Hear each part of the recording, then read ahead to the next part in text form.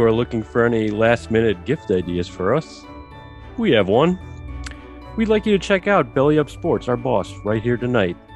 We want you to explore their happy little sports network over there on bellyupsports.com, where they have a wide variety of podcasts, including ours, that you can download right now. If you do, we'll wear big ribbons on our head. And you can text or email us straight from your phone and tell us what a cheap, lying, rarely good, random-ass, toilet-clogging, LaRussa-loving, sock-slamming, bond-obsessing, inbred, overplayed, idiotic, marquee-watching, rickets-adoring, brainless, dickless, hopeless, downloadless, fat-ass, trough-urinating, video game-wasting, naggy-loyal, crawly-cub kingdom sack of monkey shit we are. Hallelujah! Holy shit!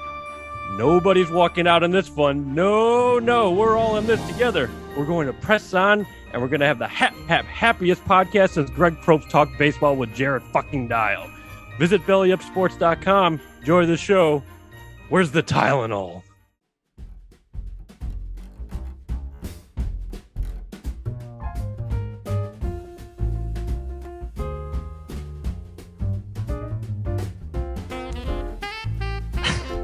Hello, and welcome to episode 37 of Baseball Whatever. Ho, ho, ho. Merry Christmas, happy belated Hanukkah, happy early Kwanzaa, whatever you celebrate. Happy holidays. What's that? Festivus. Oh, and happy Festivus. How could I forget? That's one of the most important ones, right? Vinny's here. Greg's here. Greg, heck of an ad read. Well done, sir. That was brilliant. Thank you. We are here. We're going to talk a little bit of baseball. We don't have that much because the lockout's going on. We got a couple hypotheticals with the Cubs and some other things that are going on. We'll talk I got a couple tidbits for the Bears and Blackhawks, but then our whatever segment, we had a ton of people write in on Twitter and Facebook, your worst Christmas songs. So we got a lot of similarities, a couple few ones that squeaked in that were surprising, but we'll talk about that. And then if you saw Spider-Man, not Far From Home, Spider-Man, No Way Home. Thank you. Homecoming, Far From Home, and No Way Home. If you saw the new Spider-Man movie, we all three of us saw it. We are going to talk about it briefly at the end. So if you saw it and you want to hear our little take on it, it'll be filled with spoilers. Feel free to tune into the end. If you haven't seen it, we will let you know. So we will give you a spoiler warning so that you know. But before we do any of that, this is episode 37 of Baseball and Whatever. The only 37 I can think of right now is good old Wisconsin Badger and former Blackhawk Adam Burish, fourth line grinder, enforcer, whatever you want to call him. Best part was I remember he knocked somebody on the Calgary Flames out with one punch. That was a pretty cool fight. But there you go. That's the only one I got. You guys got any? I have some for the White Sox, and I think they're pretty much all pitchers. I know Bobby Thigpen Ward is a while when he was a player and a coach, the bullpen coach. But the others were James Baldwin, longtime White Sox, Matt Thornton, and Scott Downs. Those are the guys that I had. Not the greatest bunch of names there, but no, not really. The 37s. Juan Minaya too, when he briefly played. Thought that guy was going to be good, and that didn't really turn out. So, Vinny, how about you? I had John Adkins for the White Sox, and oh god, who was the other one? John Adkins. But Luis Gonzalez of 2020, not the. I was thinking. Okay. Oh, that Luis Gonzalez. Okay. Yeah. The one that didn't take steroids. The bad like Luis. 50 home runs at one point. Yeah. Yeah. For the Cubs, I have Cole Stewart, David Phelps, Justin Wilson. How could you guys forget Justin Wilson? Justin Wilson. Travis Wood. Yep. Guzman. Angel Guzman. And Dan Plesac. Oh, yeah. Good old Dan Plesac. Brant Brown also, I think, was 37. Brant Brown. Good old Brant. The only thing I think of is the sound clip they used to play when Ron Santo and Pat Hughes still did the broadcast on the radio, and it was Brant Brown dropping the fly ball from like 97 or 98, and he's like, "Oh no!" Ron Santo having a heart attack. It was hysterical. So, all right. Well, Vinny, you got more? Yeah, for the Blackhawks, Brandon Perry. Oh yeah, Brandon Perry. Yep, Perry. Yep. Michael Nylander. Yes. Oh yeah. Is it Yeah. Nylander? Nylander. He was 37, and then I think he switched to 92, if I'm not mistaken. If it's the Nylander, Michael Nylander. Yeah, he played in the late 90s, early 2000s with the Hawks after his career was pretty much over. That was typically what they would do, sign stars that were about 10 years past their prime. So That sounds familiar. yeah, I had one for the Bears. Former fullback Jason McKee Yes. was He was on my 37. I list. remember that too because he was a fullback. I think he was like the last one. true one they had, right? He does a podcast with Olin Kurtz now. Does he really? Mm-hmm. Oh, that's I neat. think it's called the No Name Football Cast or something like that. So, okay. So once you're done listening to ours, then go download theirs, but wait until ours is done first, right? So Ours first. Ours And first. then there was Tony Parrish and Bryce Callahan for the Bears. Bryce Callahan, I remember. Tony Parrish, that would have been like in the 90s, right? Yep. Yeah. Yeah. Okay. That And sounds the Bulls familiar. didn't have a single 37. It's okay. Britain, never? Never. Never. Wow. Okay. Who will be the first? Huh. Interesting.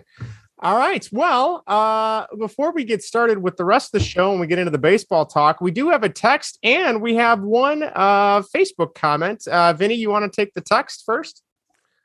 Yes, Lynn on the text line. Lynn from Freeport texted in and said, "Love the Perry interview. Nicely done, guys. So interesting to hear Perry's journey in soccer." I completely agree. That was absolutely for me, and I can't speak for you guys, but it was a lot of fun. It was, yeah, and it's one of our most downloaded episodes in the last couple of months. So definitely, that was awesome. Perry was great. It was so cool just to get a feel for what it'd be like to be drafted. I can't even imagine. Right. So No. I'll have to live vicariously through him for now. So so that was good. Thank you for texting in, Lynn. And then we have one comment from Erica on Facebook. Greg, you want to take that one?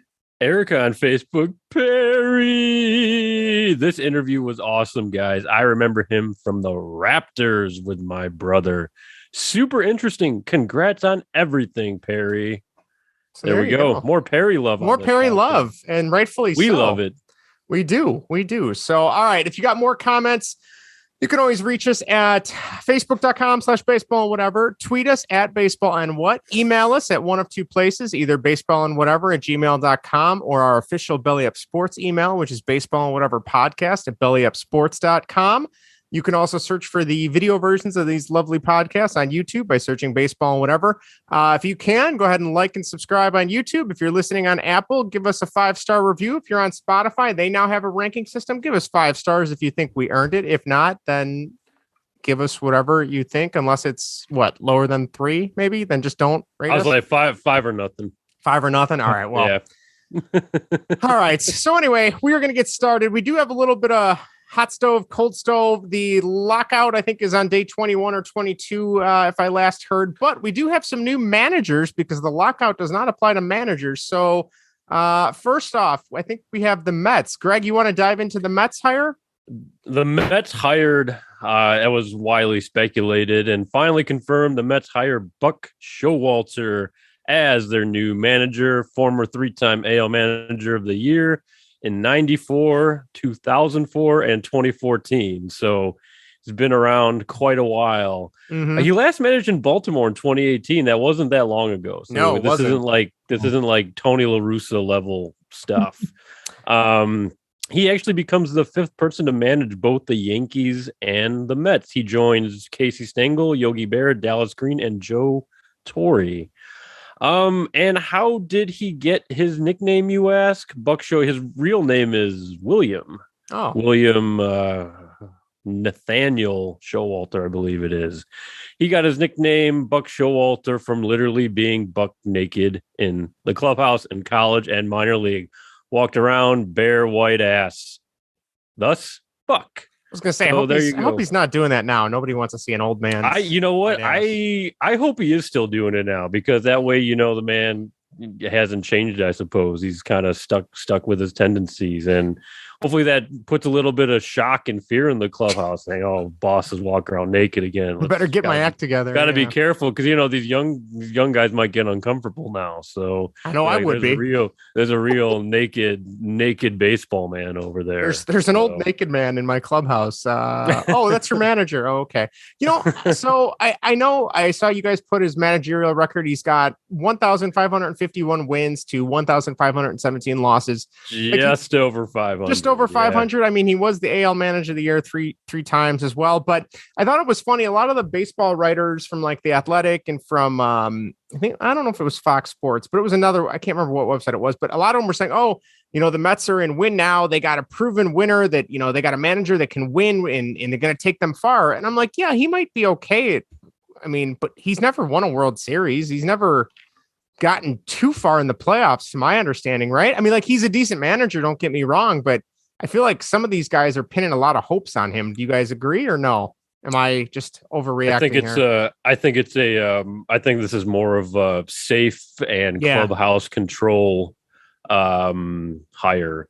Yeah. Because with Lindor, Baez is not there anymore, but with the drama with Lindor and some of the issues that were not under control in their Mets clubhouse, I think that kind of gets solved with Buck in there, who will demand respect and just kind of bring that old school, type of managing to the team. Not necessarily, there's a lot of speculation of him ignoring, modern day analytics, but he's also been touted as, gathering as much information as possible and executing that whichever way. So this might, however much control there is from the front office, I think he's mainly there just to keep this sort of quote unquote new team under wraps to make sure they're performing at their full potential without a lot of the silliness. I think that's sense. At least the goal right here. So, but yeah, you're absolutely right, Justin. He's been in the playoffs, obviously, but he's gotten smoked in the playoffs. And just over 500, career managerial record. How much a manager wins or loses for you, that's up for debate. But it should be interesting because there is like I said, they have a boosted team. They look a lot better on paper. So is that the final piece, so to say? So we'll see, I guess. I know I immediately, when I saw the hire, I had to tweet at our Mets correspondent, Jack Lugo, and see. I know he's psyched. A lot of Mets fans are really excited. So good for them. I hope it does well, and hope they can rein it in. They have a decent team, especially with their starting pitching now. They're ready to go. So DeGrom, Scherzer's a 1-2 punch. Yep. Those guys healthy. Oh my God. So. And I know I saw this on Twitter. I think you and I talked about it, Greg.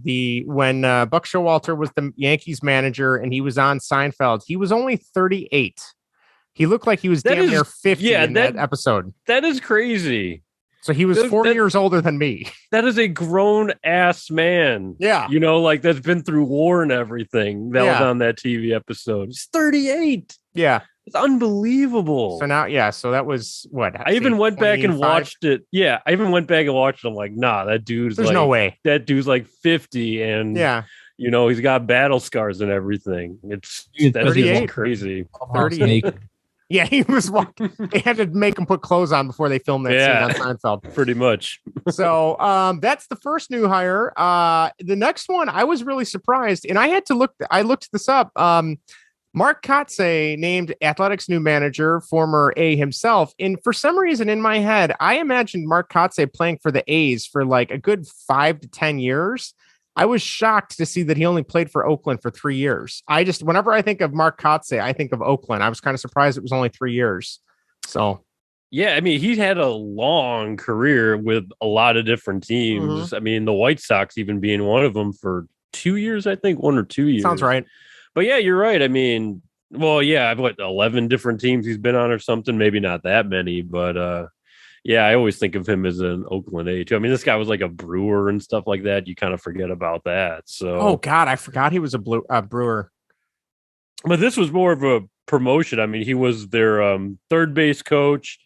He also previously served as a quality control coach, and a bench coach since 2016. So, I mean, they really like what he's got going on, I suppose. So, they have their manager, and this is probably better for Billy Beane because, a lot of the day-to-day is controlled from the front office. A lot of the managerial duties, probably the lineups are set by Billy Beane and his goons over there. So we'll see how much he's actually involved. Probably why Bob Melvin wanted out. But I was gonna say that might be why Mark Kotze was like, "Yeah, I'll take your lineup. That's fine. Yeah, it gets me a manager job." And well, got him one. So so good for him. Good for him. I'm kind of disappointed because it seemed like the A's were kind of on the upswing, and now it sounds like they're cutting payroll a lot, and that was another reason why Bob Melvin wanted out. So. Well, they're dumping. It looks like they want to trade Olsen and Chapman too. I know we touched on that, so we'll see whatever comes with that, I suppose. But what's the last one you got here? Or you got another hiring? The Pirates hire Caitlin Callahan as development coach for the organization. So not just the big league level, but all levels. Should be working out of Florida, but.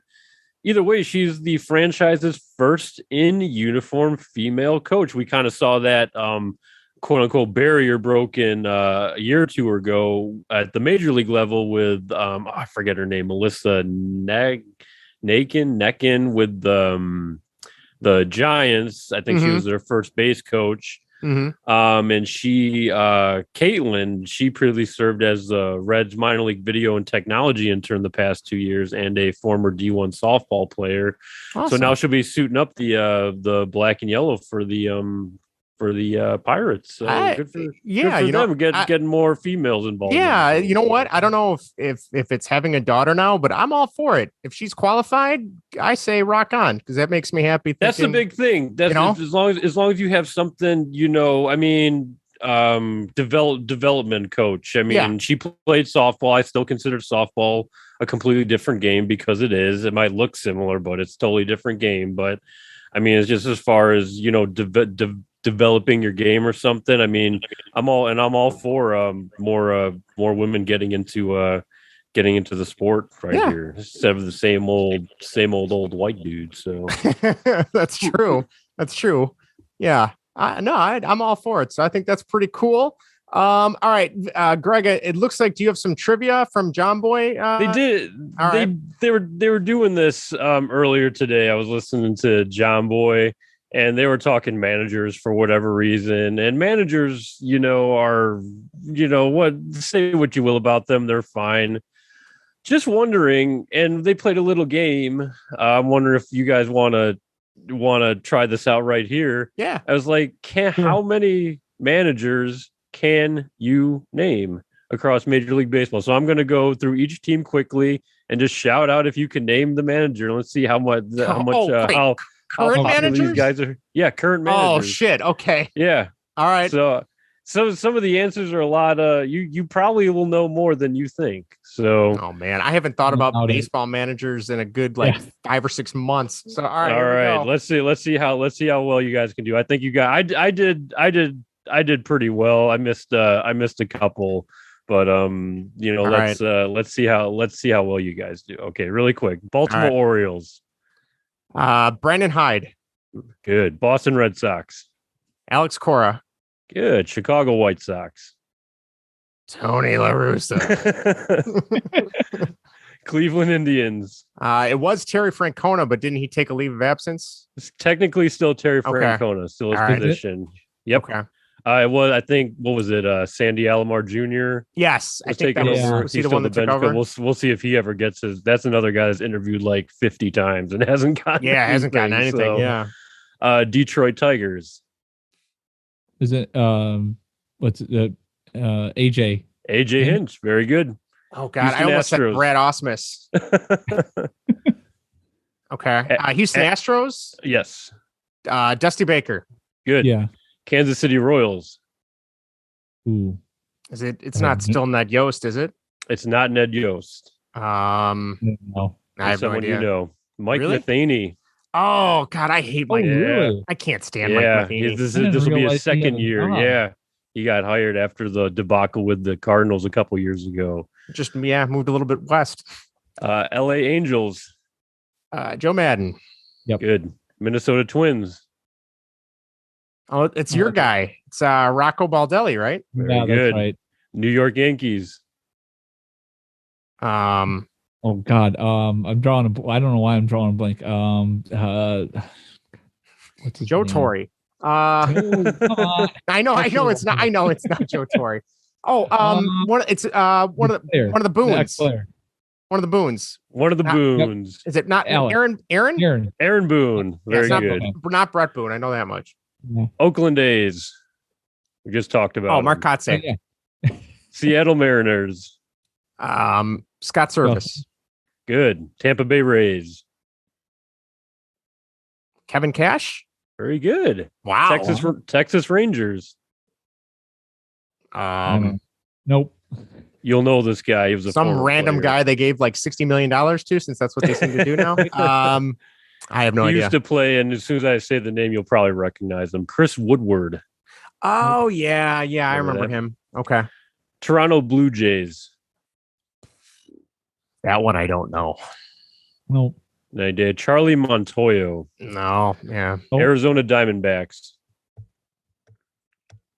I don't know that. Oh, no, I don't know that one. I almost said Bob Brenly. Bob Brenly? No, not Bob Brenly. When they won the World Series, yes, but Torey Lovello, who's been there for a couple of years now. He used to coach under Frank. He's probably going to get fired soon, right? I mean, that team's not going anywhere. At least we'll see what happens with them, I guess. I mean, they still need one to sit in that seat, I suppose. Yeah, that's true. Atlanta Braves. Brian Snitker. Very good. Chicago Cubs. David Ross. Cincinnati Reds. This guy was a big tool. Baker. This was a guy. Or did that guy get let go? I don't remember who it was. Who is it, Greg? David Bell. Okay, no. Unless you're thinking of Brian Price. I'm thinking of Brian Price. Yeah. That guy seemed like a bag. That one tripped up a bunch of people on John Boy. Colorado Rockies. This one surprised a lot of people. It's not Walt Weiss anymore, is it? It's not Walt Weiss. No. He got fired. Yeah. And he's been there for a little bit longer than we think now. Hey, I know it's not Clint Hurdle. Not Clint Hurdle. I have no idea. It's Bud Black. Oh, what is he doing there? Why? Yep. Okay. The LA Dodgers. Dave Roberts. Good. Miami Marlins. Don Mattingly. Good. Milwaukee Brewers. Craig Counsell. Ugh. Well done. Weird ass batting stance. Yeah, I was just gonna say, can I reenact it on screen for you? Mets. We just talked about that one. Buck Showalter. Yeah, there we go. Philadelphia Phillies. Joe Girardi. Girardi. Good. Pittsburgh Pirates. Nobody wants that job. Lloyd McClendon. Oh, if only. That's it. Or Clint Hurdle. That also former manager. I have no idea who that. This is one I definitely missed too, because I had no freaking clue, and I only remember it because I have it written down here. Is Derek Shelton. I couldn't even tell you who that is. Yeah. Nope. Here's another one I just completely forgot that they fired their manager last year, and then this guy took over. St. Louis Cardinals. Oh yeah, they fired the guy that was nominated for coach manager of the year, Mike Shittle. Mike Schultz, Mike Shit, and they put this guy as interim, and now he's the manager, and he's currently the youngest manager in baseball, if I'm not mistaken. Is he a former player? He is a former player. I don't know. Couldn't tell you. I know once I hear it, I'm going to know. His name is Oliver Marmol. Oh, I don't know. Okay. Yeah. Now, the only Marmol I know is Carlos Marmol. But Oliver Marmol is the manager of the St. Louis Cardinals at age 36. Man, what am I doing with my life? Holy cow. San Diego Padres. Yeah, it's true. We have a podcast. I should know this. I watched some of their games. They just hired him from the Mets or the A's. I'm sorry. Bob Melvin. Very good. San Francisco Giants. Oh, it was that other tool from Philly that nobody liked. Now they like him. Gabe Kapler. Very good. Very accurate description. I was going to say. The last one, Washington Nationals. Davey Martinez. Davey Martinez. So I think you guys got tripped up on a lot. I'm shocked. I did not know I had that in here. That was interesting. When you think of managers, you're like, oh God, I don't have a clue. I don't know anybody. But then when I was going down the list, I'm like, hey, you know what? A lot of these guys, the point is a lot of these guys are still like kind of quote unquote old timers, and they're just kind of like the popular manager names that have been around since God knows how long. So I thought that was interesting. So you guys did extremely well. Well done. Nice. Well, that was pretty good. Well, thank you for finding that, Greg. Greg, you got any White Sox stuff? Is there anything White Sox related? No. You got nothing. All right. No. They're in a holding pattern. They're waiting for the lockout to end. That's all. It's all pretty good. much. I saw Tony. So am I. So Tony La Russa was at the Bulls game the other night, sitting in one of the boxes. They had the camera on him, and then he wasn't asleep. He was drinking. I was like, no, I'm kidding. He was. Tony, be careful. Yeah. And then right in front of him was actually, I don't know if you guys have ever watched Ted Lasso. One of the guys from Ted Lasso was sitting right in front of him. Coach Beard. Great show. We just finished season 2 last night. Great show. All right. We do have a little bit of Cubs talk. There is a Cubs trivia question for that guy Cub. I don't know, Vinny, is that yours or is that Greg's? That's Greg. All That's right, me. Greg. We can get to that at the end stuff first. Yeah, you guys get. All right. So I found this. I'm just curious what you guys think. This was from Bleacher Nation, which is a really, really very popular Cubs blog here in Chicago. They had done some digging around. According to Bruce Levine from ESPN Chicago, there was a report. He expanded on it on ESPN Radio today. And this is from Bruce Levine. He says the consensus is a 7-year deal would probably be what the Cubs are going to try to do to convince Carlos Correa to come to Chicago. He said he doesn't know if that's going to get things done. This is from Bleacher Nation now. They said, although we don't know what kind of average annual value the Cubs would be offering in range of years, we can make some educated guesses. For example, we know the Astros tried to get Correa at 5 years, $160 million, which is a $32 million AAV. And then they said they also know that the Tigers offered Correa a 10-year, $275 million deal, which is $27.5 million per year. And Francisco Lindor got $34 million over 10 years. I'm sorry, $340 million a year for 10 years. Corey Seager got $32.5 million over 10 years. Man, I can't talk today. $32.5 million each year for 10 years, which raised the floor and the higher average annual values for the full 10 years. With all that in mind, they're thinking the Cubs could get it done with a 7-year deal for Carlos Correa, which means they'd be looking at a 7-year, $238 million deal for $34 million per year. My question for you guys, do you do it? Is that too much? Does that mortgage the future? Vinny, what do you think? Oh boy. Really sorry to put you on the spot. Yeah. I mean, sure, but I mean, we know that the ownership likes to stay under the franchise tax. We don't know what that's going to be. And since it's coming post new CBA, that's going to affect it. For sure. If we would have signed it before, I'm sure there was some sort of probably like grace period or something like that where maybe they could have done something like that and not have affected the future. But any deal signed now is going to affect whatever, artificial salary cap that the league imposes with that luxury tax, whatever the heck they want to call it. I wouldn't do it. If you can get Trevor Story, which he seems to be wanting half of what Correa wants, you do that, and you can also get more pieces, which maybe get Bryant. Or Castellanos, or I would take Castellanos. Yeah, Carlos Rodon. I would take any of those. Yeah, they could use a pitcher like him. I think it's too much. Too much in terms of money, or in terms of years? For money, or both money. Okay. I mean, I think he would. He's not gonna. You don't have to leave him at shortstop for all 10 years. No, it's true. The third base. I just think it's just too much. I get that if they do 7 years, they got to pay him more to make up those the less years, which I totally get.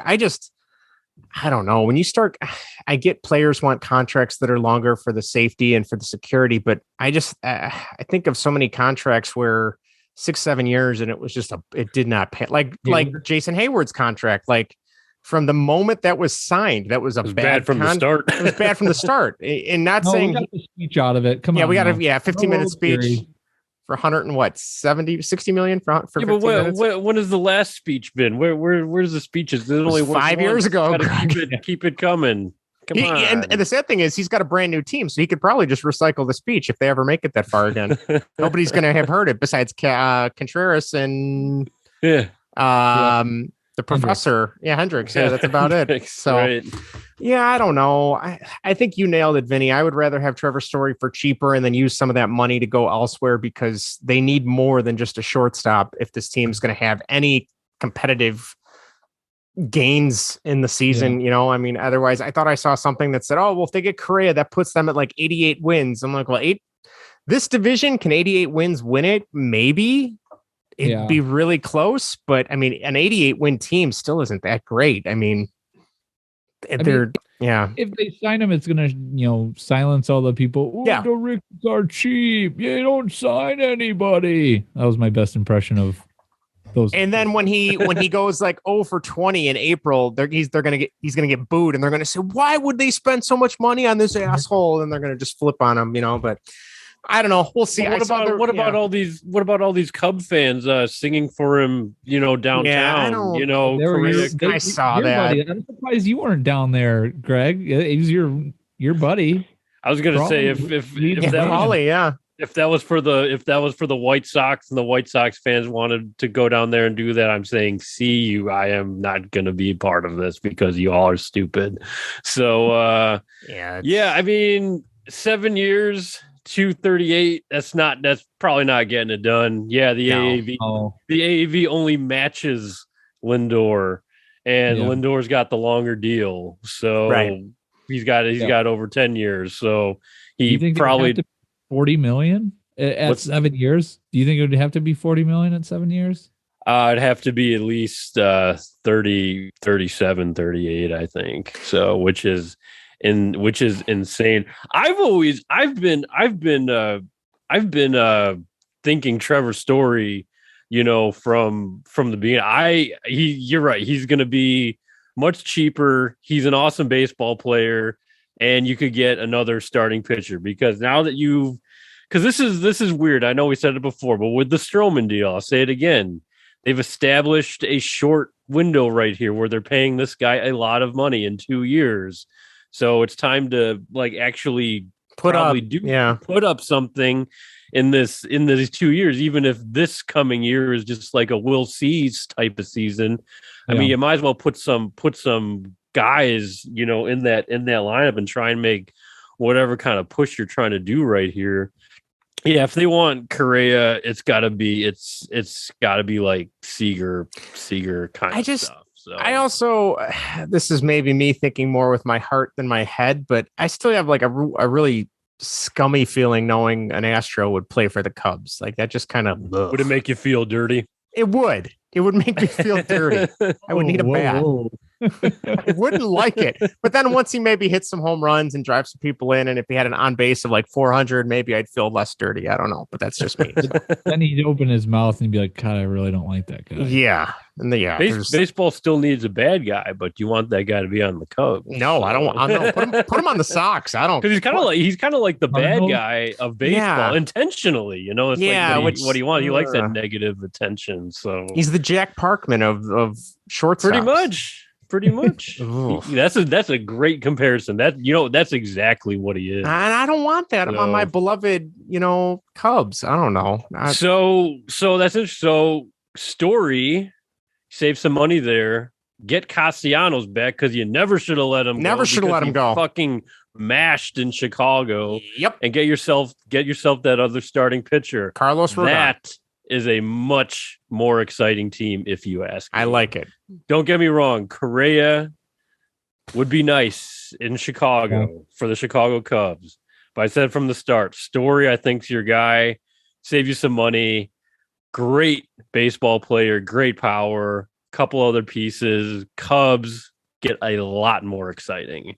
Than just Correa. And then you can have, then you can have the good guys back. And then you can get your Chris Bryant back, Justin, even though I don't think that's I would take happening. Castellanos too. If you said, "Hey, you can have Castellanos," I'd say, "What do I say?" And if you get a DH in the NL, which is most likely going to happen, but they kept saying that that fills a spot. Bring for you too, Schwarber back then too. Yep. There you go. Nah, yeah, bringing back a bunch of former. Never mind. All right. Anyway, Greg, your trivia. That guy Cub question. What do you got for us? That guy Cub. Remember when we used to do this stuff? I do. I got some clues for you guys. All right. And we can post them. On our social medias if you the listener want to take a stab at this.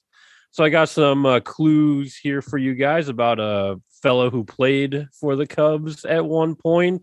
This is most likely a name everyone will recognize, but let's see if you can guess him based on the clues that I will give out. You guys ready? Ready to go?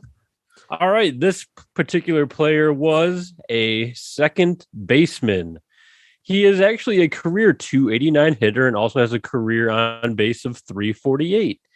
He played with the Cubs from ages 31 to 33, totaling almost 3 full seasons with the Cubs. He was one of Theo Epstein's first acquisitions as a GM. He was also the opening day second baseman and hit second in the lineup that same year. Hit his most single team home runs with the Cubs, going 15, 12, and 6 over his 3 seasons. His time with the Cubs came to an end when he was traded to the Padres.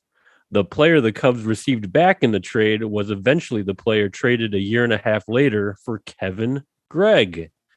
He is a former College World Series most outstanding player.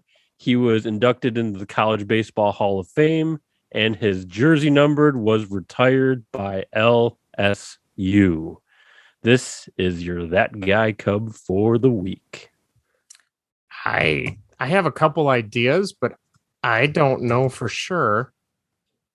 I don't know for sure. Well, we can return return to this, and I will send you the clues because I worded a few of them in a very specific sort of way.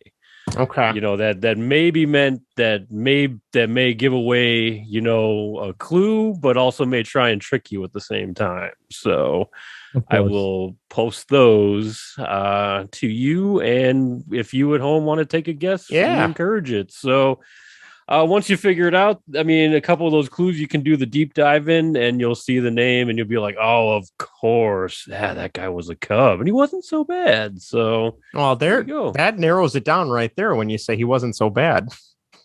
Well, it was also really so not really. No, not really. All right. Well, he was actually I thought he was actually pretty solid with for what the type of player he was. So I have one in mind, but he didn't get traded to the Padres, so that kind of ruins that. So I don't know. Okay. All right. I don't know. All right. Well, we will definitely share that out on the social medias, as the kids say. And if you got an answer, write in. Real quick, we'll jump to some Bears. Our Menors of the Midway, they continue to stink it up. I do know why I sit and watch every Sunday and Monday night, because I want to see them lose, because I find it hilarious. I'm like a glutton for punishment. I don't know what that says about me and my whacked personality, but I turned the game on against the Vikings this week, and Erica's like, why are you watching this? And I'm like, I want to see them lose. It's funny to me. Like this is where my mindset is now. It's like, it's really turned to the dark. It's like a Greek tragedy. Like, it's going to go bad. It's not going to go well. So the only thing I found is they had this on the telecast on Monday night in prime time, and the Bears choked again, like they normally do in prime time. The last 8 first quarters for the Bears, they've earned a whopping total of 6 points. That's good, isn't it? For Matt Nagy. Offense. Oh, for Matt Nagy, yeah. If you're grading on a curve, yes, that would be. So, I don't know. Vinny, you got any? You're more the football guy than me. You got any takeaways for the Bears? Anything that hasn't been said already about how awful this team is? And that game was brutal to watch again, both sides of the ball. Yeah, the Vikings were not good either. The Bears defense actually did an okay job. Destroyed the Bears because they were missing like half the defenders. Yeah. Most of the secondary was out, and it was all practice squad guys. Yeah, and Thomas Graham flashed out there, surprising he got cut from the team, but that just shows how well the Bears, look. Glad you brought that up. Yeah. Um, it was one game. We'll earmark that there, but hopefully he can repeat that going forward. But yeah, it was ugly. I mean, and it's funny. It took till the fourth quarter with 2 minutes left where they were running that no huddle offense, and Justin Fields is throwing the ball downfield because they're calling plays for downfield. Where was that all game? All game. Moved the ball very well at the end there. I was more focused on the fantasy football aspect of it. Somebody had David Montgomery, so I kept worrying when they would get into the red zone that he was going to get some 10-yard cheap touchdown garbage time, points and everything, and screw me in fantasy football. Luckily that didn't happen. Luckily Nagy doesn't know how to call red zone offense. Yeah, it didn't want to run them, right? Yeah, and I had the Vikings defense too, so that also worked out for me well with all those fourth down failures that they had. I was going to say that Vikings defense saved me in another league where I advanced in the playoffs by beating a guy by 1 point. So, yep, there you go. Thank you, Bears. It was bad, and this week isn't going to be any better, and it's not going to be any better the week after that. So yeah, the only reason I watch is just to see how Justin Fields plays. Yeah, that's a good point. No reason to get on Twitter and listen to what Hub Arkish has to say, because I'm sure it's all going to be negative. So you'd think he'd be throwing 4 interceptions like Andy Dalton, but it's not the case. He's a rookie with growing pains, but it's always fun to watch him play. So that's the only reason to really tune in. Well, we'll see. They play the Seahawks this week, right? Yeah. So Seahawks haven't been very good. Granted, I think Russell Wilson's been out for a while, right? I think his ankle or his leg or something. Past couple. He's back. Okay. Yeah. So I mean, we'll see what happens if him and Pete Carroll can work their magic on Matt Nagy and kick his ass again. So hopefully 1 week closer to, I believe next Sunday is if they fire or remove him, I should say, they can start talking to new coaches for hiring purposes. I think this is the first year they're doing that, where it's a 2-week window before the season ends. You can talk to coaches where they were trying it out. They hadn't done that before. So I don't know how that would work, but make somebody the interim and then just, Ryan Pace has to go too. Ryan Pace and first. Ted Phillips. Yeah. Yeah. Well, they'll move Ted Phillips to some other position. Yeah. So we'll see. So there's your Bears menorah, the midway minute. The Hawks, the entire league is shut down due to COVID research with the Omicron variant. They originally were just shutting down shutting down teams that were having outbreaks, but instead they decided to shut down a few days before Christmas. I think they said the teams can practice on the 26th, and then they're shutting down again for a few more days, I believe. And the big news was that the NHL opted out of the Olympics just the other day, I believe yesterday, due to COVID again. They were all set to go. But unfortunately in China, I believe the stipulation is that if you come down with COVID, you have to stay there for 3 to 4 weeks additional for observation. And a lot of the players said, I'm not staying. I want to come home. So they're just opting out altogether, which I know Patrick Kane, I think, said he was kind of bummed because he really, realistically might be one of the last times he gets to go if he was going to go. And that's gone. So they should have went to the Korean Olympics 4 years ago, but the NHL was being stupid about that too. So that's it. That's all I got for hockey. Are we ready for some whatever? I think so. All right, Greg, take it away. All right. So for whatever this week, it's the holiday season, and what better way to celebrate it by being negative and talking about things you dislike, including your least favorite Christmas songs or your worst Christmas songs, the ones you cannot stand to listen to. Guys, I definitely know I had a bunch. I had to narrow it down.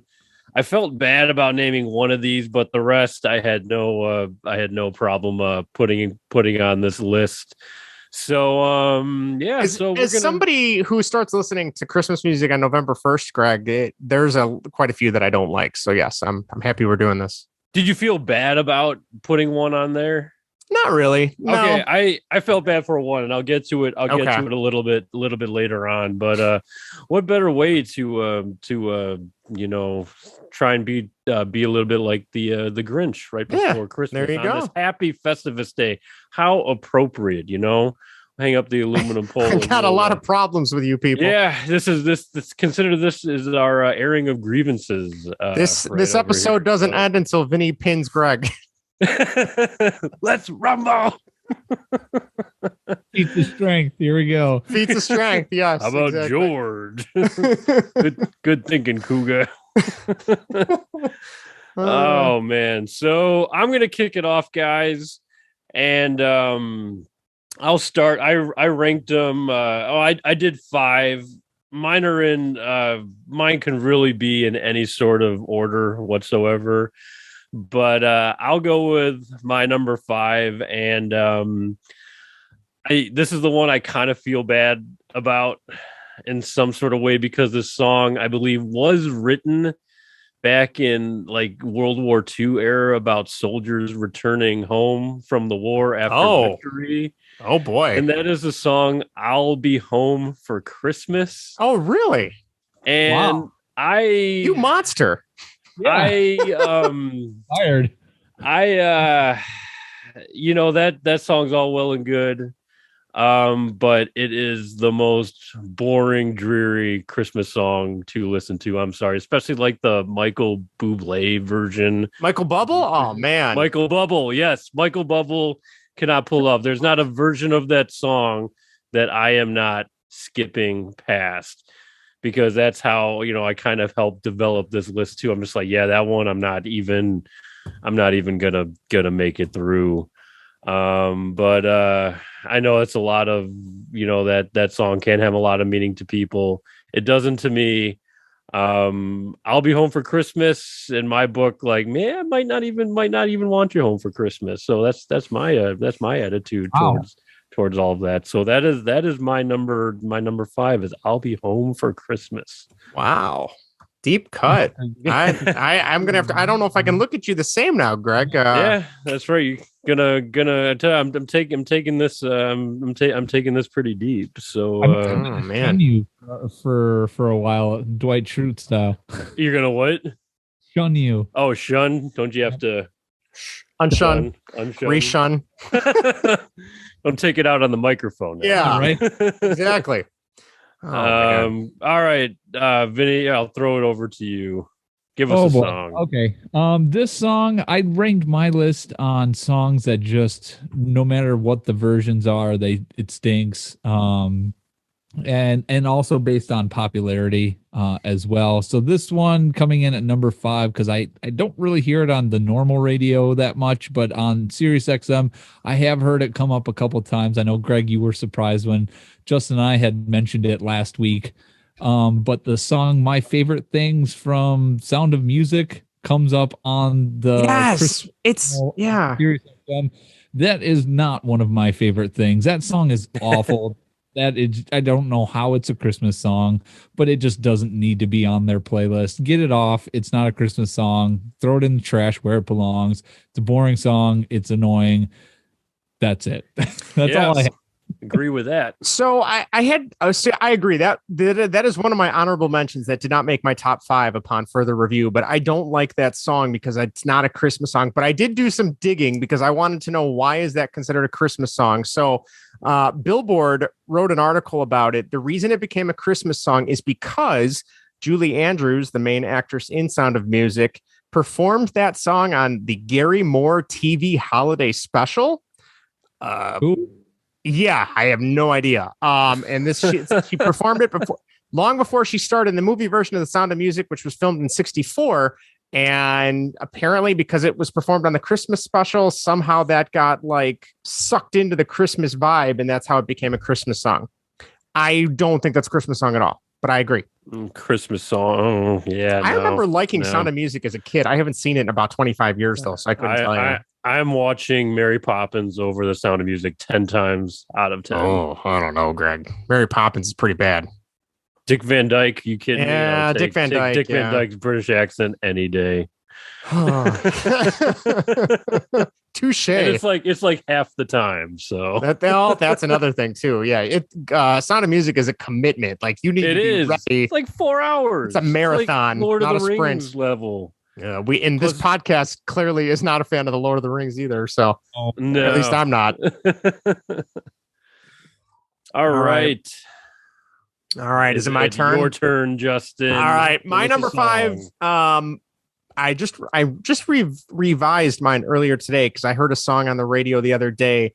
And I was like, gave me the chills because I don't like the song. But anyway, gave you the chills. Oh, gave me the chills. Here we go. My number 5, Vinny, I know your dad's going to be mad at me by saying this because I know we were talking about it at Greg's the other day. My number 5 is, I don't care who performs it. It could be Adina Menzel. I don't care who. I don't know who sings the original version, but that is Baby It's Cold Outside. I just don't like that song in general. I don't like the like sing-songy, like back and forth. I don't like the call and answer response.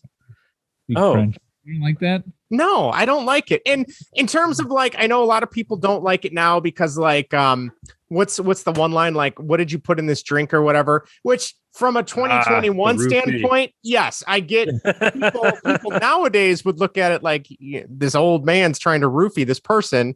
But I did look up back in the day in the 40s when this song came out. I guess people would say that when they were really enjoying their drink, it would be kind of like what did you put in this drink? It's so good. Yeah. So I don't even care about that part. That doesn't bother me. Like whatever. I just don't like the call and answer nature of it. It makes me angry when I hear that song. I don't know why. So it has nothing to do with. I saw Vinny's face on that. I was like, "What the hell is wrong with my brother-in-law?" So it's not because that song has taken like a major hit because of the obvious insinuations of recently. No, did you hate it much? Like before that? I just when I hear it and it's on the radio, I'm like, yeah, I don't. There's so much. It's just not your thing. I'm just not a fan. I don't know. I don't want to say it's too cheerful because then I sound like an asshole. But hey, I'll be home. I said I'll be home for Christmas. That's true. Well, you're a monster. Your loved one's coming home. No thanks. Go back to war. Yeah. Keep back on the plane, you son of a bitch. So that's my number 5. Yeah, I don't know. It's just something about the melody. Just like I said, the call and answer. I'm just not a fan. So that's my number 5. All right. Yeah. Good stuff. Yeah. Circling back to me, I have the list in front of me. What am I going to put at number 4? That is going to be. So I'm not a fan, and I'm sorry. Apologies in advance, Bing Crosby. Oh, but, no. Because you do some good stuff. Oh, Greg. But oh, God, I'm going to die. The Little Drummer Boy. With Peace on Earth by David Bowie, that little combo song they did. Not a good song. I don't like the Little Drummer Boy to begin with. I don't like David Bowie. I don't want the two of them together. I don't want David Bowie going Peace on Earth while boom boom boom. Like, no, that is just combining, shit to make mega shit. Another boring, lame Christmas song is one that we you guys remember like the Now albums? Yes, like Now, I had a bunch of those. Yeah, I think Now 4 might have been my first one. Anyway, we had the 2-disc Now version of Christmas. I think it was like Now That's What I Call Christmas, and that was the finale song on the first or second disc. I just remember like listening to that whole CD, and then that was the final song. I'm like, oh, now everything's just ruined. So because that's the last thing that would play. I'm just like, God, I hate this song. I'm, like I said, not a fan of Little Drummer Boy. And then when David Bowie's singing completely something else along with it, I'm just like, yeah, no. It's a real weird vibe. I love David Bowie. And I like Bing Crosby, some of his Christmas musics, but yeah, you put the two together and I'm like, nah, I'm good. That's a good call. It's just, what'd you say, Vinny? I'm going to have to listen to that one. Yeah. Listen to that one. Tell us the music video is kind of weird too. it's just David Bowie standing around and then Bing Crosby just standing there being old, you know. Yeah, I don't know what better way to put it, but it's like weird. There's like a piano. It's like it was like a recording for a British special on like ITV or something, and they're, you know, sitting there, you know, by a fireplace and a piano and sweaters, and they're just singing together. Yeah, you know, so calmly and mildly, and you're like, oh God, like, come on, that's Ziggy Stardust. Don't make him sing Little Drummer Boy. You know? Oh, so that is my number 4. Okay, good call. Throwing it to you, Vinny. Give us a song. This song was higher on my list, but I actually heard a version of it today that I did like. But this is Happy Xmas. War is over. The most popular version is sung by John Lennon. Yep. Thanks. I do not like this song. It's obnoxious. It's popular, I feel like, only because it's John Lennon. He's a Beatle. He wasn't that good. I'm sorry. He is. This song is highly overrated and is annoying and obnoxious. Get it off your playlist. Sorry, it's bad. Wow. Now he wrote that when the Vietnam War was over, right? Wasn't that another war-ending song? I believe so. Yeah, because I think at one point "War is over" is one of the lyrics. So yeah. That was one of my honorable mentions too, Vinny. There's a few others that bumped it off the top 5 because I know last week I was spitting some hot fire about the Beatles there. So yeah, good call. I don't like singing in it either. That's just I don't the Merry Christmas, Yoko. Merry Christmas, John. I don't like that part either. So that's like the opening to it, right? I think it is the opening to it. That he breaks into it. Yeah. And I mean, don't get me wrong. I like the Beatles. I think we talked about this. I am more British invasion Beatles. I'm not real big into the Yellow Submarine and Lucy in the Sky with Diamonds and all that stuff. But no thank you on the Christmas songs from them. So good call, Vinny. All right, Justin. All right. Your turn to give us a song. This one was not on my list, but I heard it yesterday driving home from picking up some takeout, and it immediately rocketed to number 4 on my list. You heard it for the first time? No. I've heard it on my list. I've heard it before, and I did not. It reminded me how much I dislike it. So, all right. The overall song, I have no problem with. There's a couple good versions of the song. I think is it the Rondells sing one? I can't remember. But anyway, this version is by Harry Connick Jr., who I have nothing against Harry Connick Jr., but Jimmy. Yes. But I hate his version of Rudolph the Red-Nosed Reindeer. Have you guys ever heard it? Okay. So I'm gonna do my best impression. I hate it starts off the way he starts it. He's talking to all these kids, and then all of a sudden these kids start singing. And I'm sorry, I don't want to hear. I love children. Yep. I'm a teacher. I love my daughter, but I don't want to hear a bunch of snot-nosed kids singing Christmas songs. I want to hear the goods from snot-nosed. If you heard, they're all snot-nosed. So it goes off. He goes, "Hey kids, you know Dasher and Dancer and Prancer and Vixen and Comet and Cupid and Donner and Blitzen, but do you remember the most famous reindeer of all?" And all the kids go, "Yeah!" And then they all start singing together, and I hate it. Yeah. I absolutely hate it. And it reminds me of like the SpongeBob intro because it's like, hey, like, I don't know. Hey, that's a pretty good call, that, right? Yeah. Like, yeah, like whose porous is he? SpongeBob. That's what it reminds me of. And I hate it. I totally forgot that was his version. Yeah, and I like Harry Connick Jr. is a pretty smooth dude, but you start talking about Rudolph, I'm out. So what about like Gene Autry Rudolph? Oh, I'm fine with Gene Autry. I have no problem with that. Yeah. All right. He's Harry Connick Jr. He's talking down to the kids. You gotta meet them at their level. Don't talk down to them. So I don't know. I agree. Save that shit for Kids Bop, right? Yeah. We wanted Kids Bop. We would have ordered Kids Bop. Yeah. So. I don't want to hear a bunch of kids singing. I want to hear you, Harry Connick Jr. Good call. Good call. Right. No, it's good. Airing of grievances. Yes. That's what we're here for. That's right. All right. Where are we at? Number 3. What am I going to put on my list? Okay. I'm going to go I'm gonna say my number 3 is "Last Christmas" Oh no! by Wham. I do not care for this song whatsoever. I don't know how evil I am saying that, but it's just another one of those boring, cheesy ones. I know a lot of them are, but this one I just don't particularly care for. I think it's just pretty lame. I don't know what else to say about it. What are you guys' thoughts on I have some Last thoughts Christmas? on it that I'll discuss later. Okay. I like that song. Do you?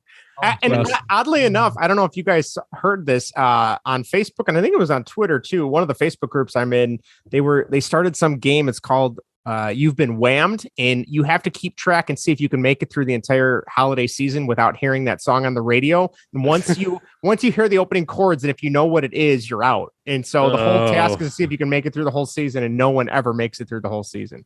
But I will take the Wham version over. I think Taylor Swift. I will take give me the Wham version over Taylor Swift any day. But yeah, I don't mind it. I'll go with you there. But yeah, it's like another one that I would just skip, I suppose.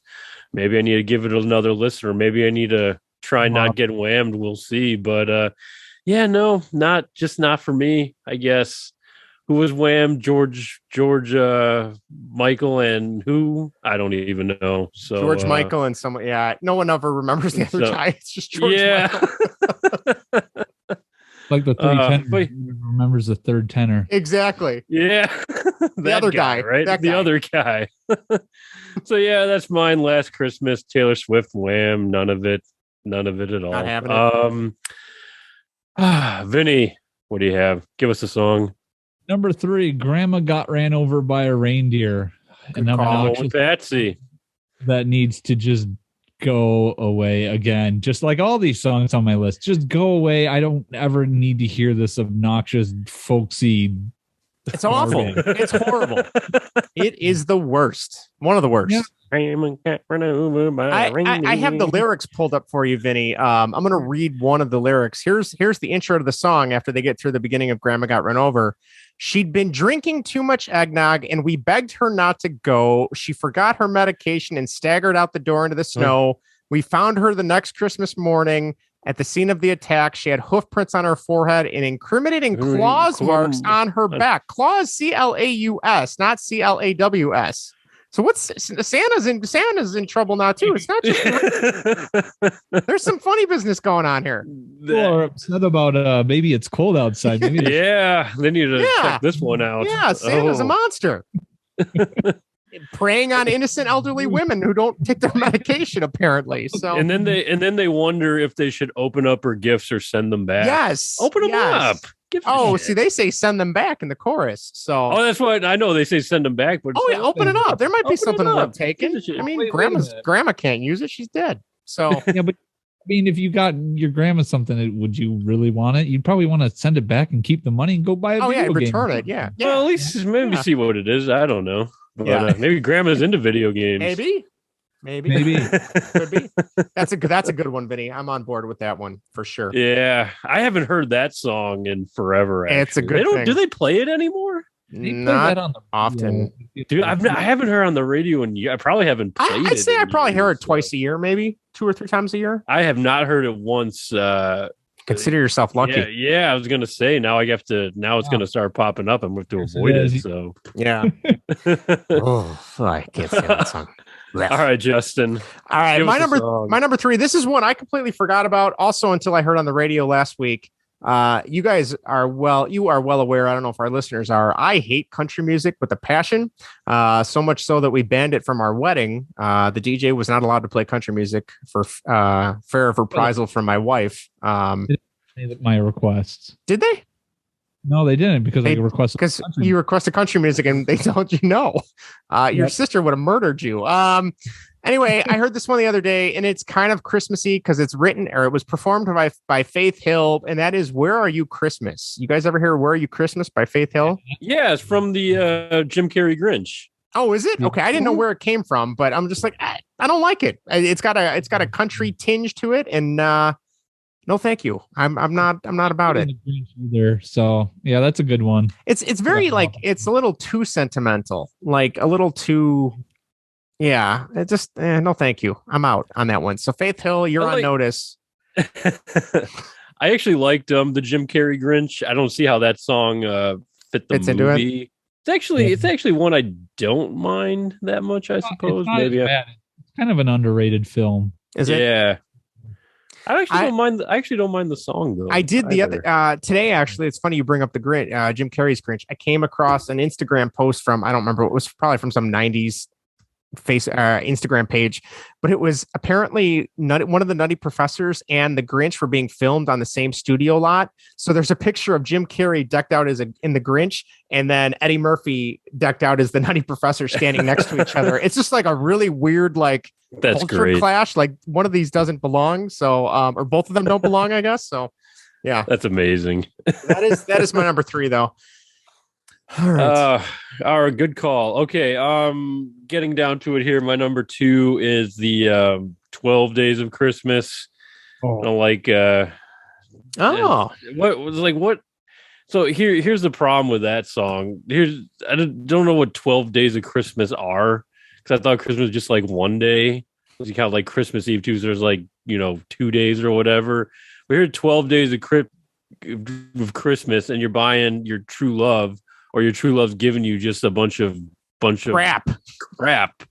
Like birds? You have three, a bunch of birds, 3 French hens, 2 turtle doves, and it's like this got to be some of the worst gifts ever. I mean, it's like that scene. What did you think over 12 days? The episode of The Office where Andy gives Aaron the 12 days of Christmas, and he's like, "I'm sorry that the first 4 days are all birds," or something like that. It's exactly. It's a that song, and I don't care for the Muppets version either.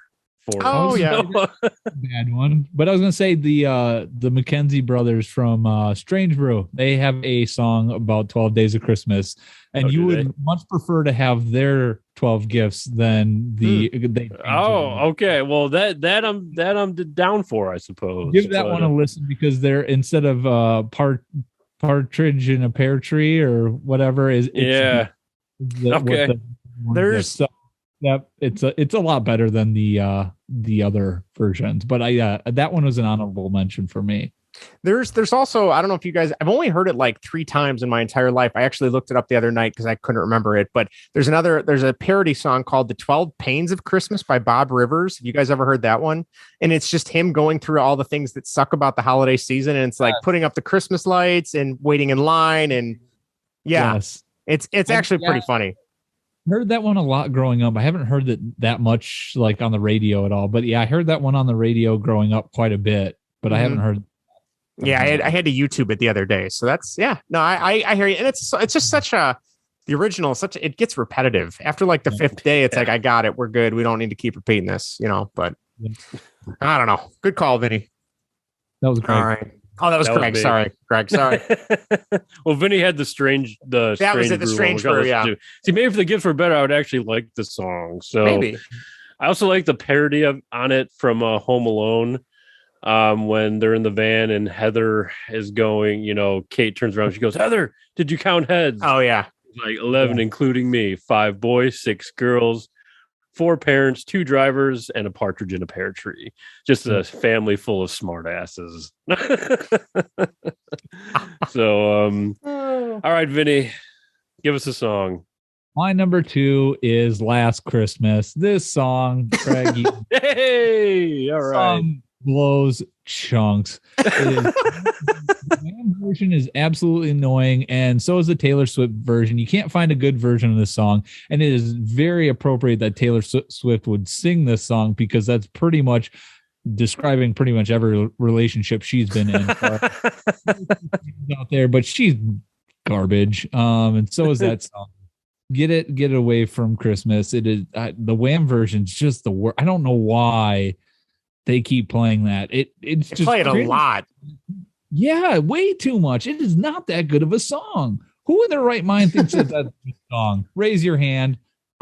No one hears it's it. it's okay. It's not anywhere near my top of my favorites. That's for sure. And you're listening to this, slap yourself with that hand. It is good. Just Vinny feels a lot more strongly about this than I do, I suppose. I mean, I dislike it, but Vinny really does. So I'm loving this right number now. 2 on my list. That's why. Yeah, I was like, this is great. This is great. So yeah, definitely one to skip past. Any more to get out on that song, Vinny? No, I think I've just talked to myself. Perfect. Okay, Justin. All right, my number two, also said by Vinny, and that's "Grandma Got Run Over by a Reindeer" by Elmo and Patsy. I will just say what Vinny said. I hate the way it sounds. I hate the lyrics. The idea that this Christmas song is about your grandma dying because an animal ran her over. And then Greg, you alluded to this. About them giving her gifts back. And I just want to read this lyric. Now, this is a Christmas song, mind you. Now, we're all so proud of Grandpa. He's been taking this so well. See him there watching football, drinking beer, and playing cards with Cousin Mel. It's not Christmas without Grandma. All the family's dressed in black, and we just can't help but wonder, should we open her gifts or send them back? That's so depressing. Why would you? Why? And then there's something going on about they should have the goose is on the table, the pudding made of fig, the blue and silver candles that would have matched the hair on Grandma's wig. Like, what? No, we don't want that. Sounds like some British shit. They're like, yeah. I don't know. It's so like sing-songy and folky though. It came out in 1979. It was recorded in 78. Did it really? Yes. Oh, I thought it was much older than that. I thought it was too. Surprising. So yeah. Shitty song. No, thank you. I don't want my grandma run over by a reindeer. And Santa, you're on notice. Those claws marks or something. I'm telling you. So yeah, that's my number 2. No, thank you. Get that off the radio. I hate that song. Were you going to say something, Vinny? No. Oh, okay. Never mind. No. Grandma got run over by a reindeer. Yeah, like I said, it's been a while since I heard that song. Quite frankly, forgot about it till I saw some of it here. And we'll get to your submissions in a second. But getting down to the final number 1 answers right here. For me, guys, this one was I think this one is my my outlier right here. It is gosh, what is it? Band-Aid? Do they know? No, Greg, no. Don't do it, Greg. I love that song. I love Bono's in that song. No, Bono can take a hike. I love you, Bono, but this has to be like the lamest, unenthusiastic group of pop icons put into a room and just like being completely drunk and then just singing or trying to sing for charity or something. This song needs to be turned off immediately. I cannot stand this one. Yep. No, this one is, I'm sorry. This song is terrible.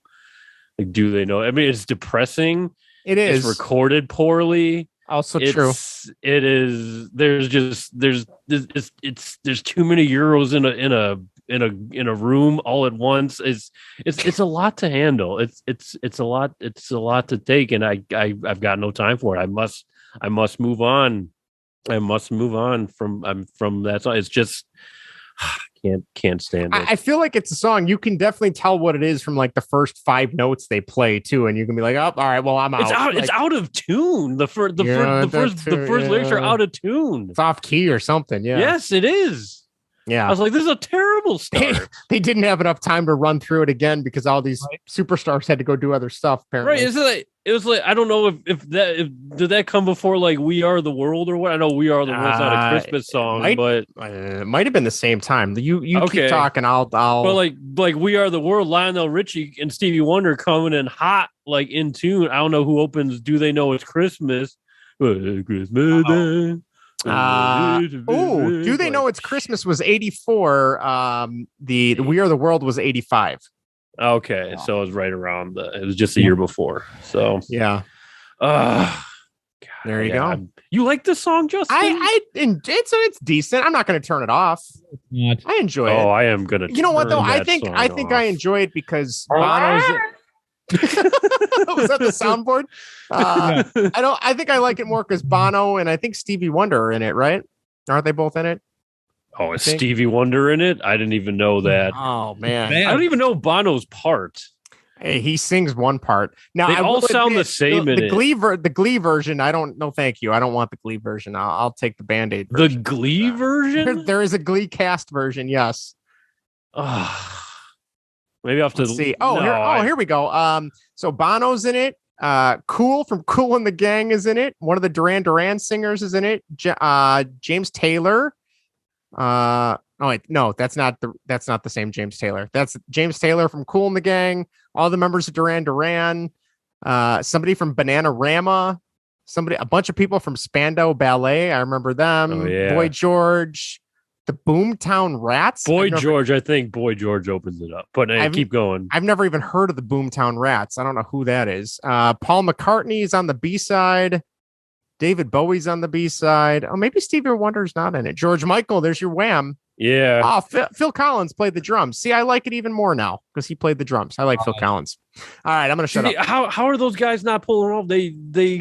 Those guys can't collaborate to make something better than that. Yeah, you would think. No, it's not great by any means, but I enjoy it. It's a guilty pleasure. I'll put it that way.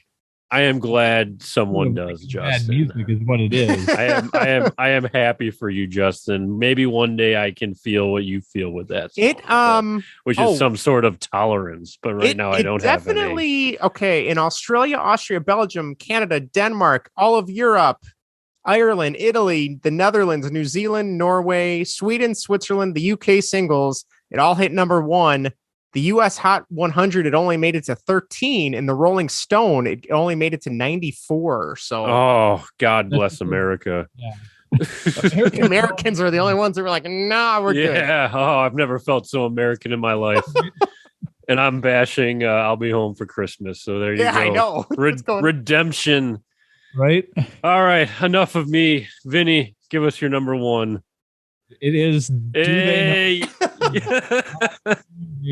This song, Justin, is garbage. No, garbage? I don't know about garbage. Would you rather listen to garbage? Hold on. I love that band. I love garbage. Manson? I love that band. It's one of my favorites. Yeah. Anyway, go ahead, Vinny. Okay, we're gonna have to go through some of these lyrics just to show you how bad this song is. Okay, Bono's line is, well, tonight, thank God it's them instead of you. Yeah, it's not a good line. I'm not gonna lie. Every time I hear that, I'm like, oh, what's he trying to say here? That's a bullshit line. Yeah, it is. Thank God it's them, not us. You know what the fuck? And it's followed up by this moronic line. And there won't be snow in Africa this Christmas time. The greatest gift they'll ever get this year is life, where nothing ever grows, no rain nor rivers flow. Do they know it's Christmas time at all? Like, what? Doesn't roll off the tongue. I'll tell you that much. Yeah, because there's no Christmas or there's no snow. They'll know it's Christmas if they practice Christianity and they have a calendar. Like, yeah. Talking about they know it's Christmas time. What does that even mean? What? Well, if you want to deep dive into it, I mean, those are not their issues over there. No, I won't go too far in this, but you're just singing off stereotypical stuff, of Christmas, that you don't think these countries have, and they're suffering because of it. No, they're suffering because of like warlords and shit like that. So. That's true. That's a very good point, Greg. That's a very good point. You guys are ruining this song for me. I'm not going to be able to listen to it anymore. But we obviously feel very strongly. I appreciate the passion. I do appreciate the passion. The world over and over again, and let them know it's Christmas time again. Let them know it's Christmas time again. Let them know it's Christmas time again. Did they forget? Did they all get hit with amnesia? Did Dr. Strange do a spell on them or something? Spoiler alert. Yeah. Well, some kind of multiverse open or something like that, maybe. But I agree. It's just stupid. It needs work. I'll give you that. Even if it never been sung. Yeah. even if it was just produced a little better or sounded a little better. It definitely could have been produced better. Like it is just the lyrics, the composition, the music of it. It's all combining together to make one terrible piece of music. Yeah, it kind of goes all over the place. I will admit that. Yeah. Well, I appreciate the passion. I can tell you my number one is not that song. No, it's gonna be like Jingle Bells or something. No. All right, my number one. Hold on, I got to get the proper title. Is Dominic the Donkey by Lou Monte. I fucking hate that song. and I know it's like the Italian donkey or the Italian Christmas song or whatever they call it. So I know one of the girls I dated in college her family was really Italian, and her dad loved this song from what I remember. I could be misremembering that, but I remember him loving the song.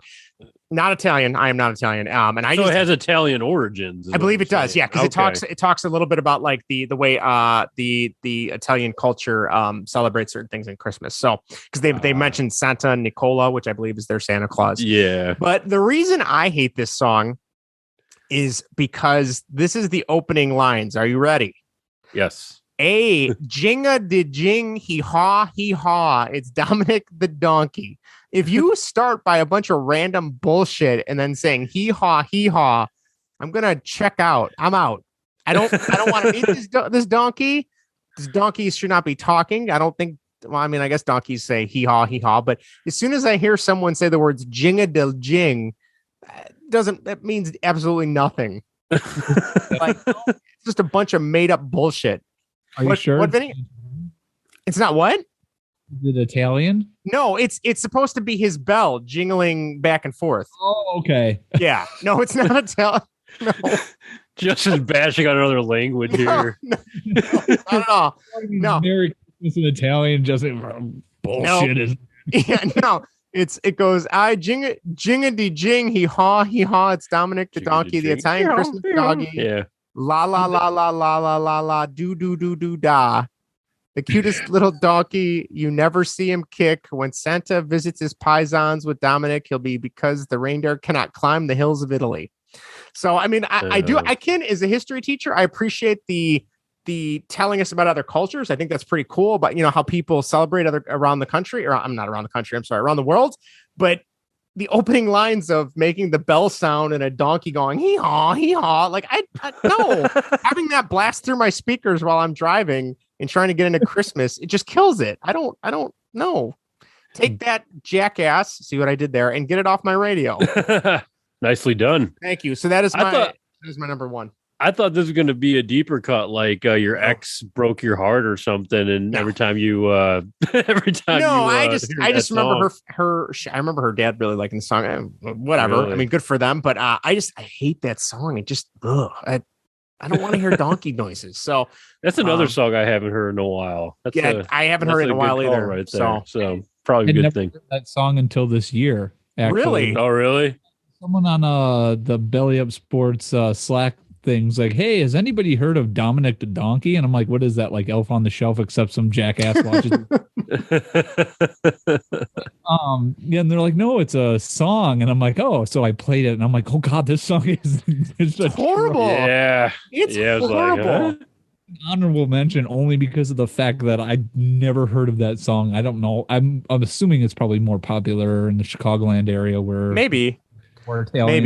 Yeah, I mean, I can definitely appreciate like I said, I can appreciate like if I don't know. I mean, being Irish and Polish, I don't know of any really big Irish Christmas songs or big Polish Christmas songs. But like if there was one, even if it wasn't any good, like your guys' take on Band-Aid, but even if it wasn't any good, I think I would still appreciate it because it would be my culture. So I can totally understand why like if you are of Italian descent, I can see why you might like that song. I think that's pretty cool.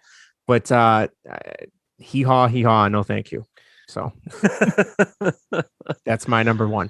There we go, everyone. Those are our top 5 worst Christmas songs. Oh, Justin, what do you I just want to say, Paul McCartney, you're on notice. You made my honorable mention.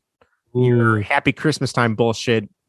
This year, I was not a fan. this was brought up last week, if you guys don't remember. So Justin refreshed his list for us. It's still up there. This year, I'm indifferent. Some years I hate that song, but maybe next year I'll hate it. The synthesizer in it needs to go. Yeah. That could have been better. But also, the song overall isn't bad. I didn't think. But that's another one. Same thing with Baby It's Cold Outside, like with the singy songy, like I don't like. It's too cheerful. Year long, and they sing ding dong ding dong. Yes. Do you guys want to talk about some of your honorable mentions, or you want to get to some listener submissions? Honorable mentions. What do you have, Vinny? Do you have any? I had the Chipmunk song. I love that song. I listened to it yesterday. It's so bad. Just they can go. Alvin, away. you're a little flat. Watch it. Like, that's great. Awesome. Can't even go that high. Yeah. That and then the song "Hey Santa."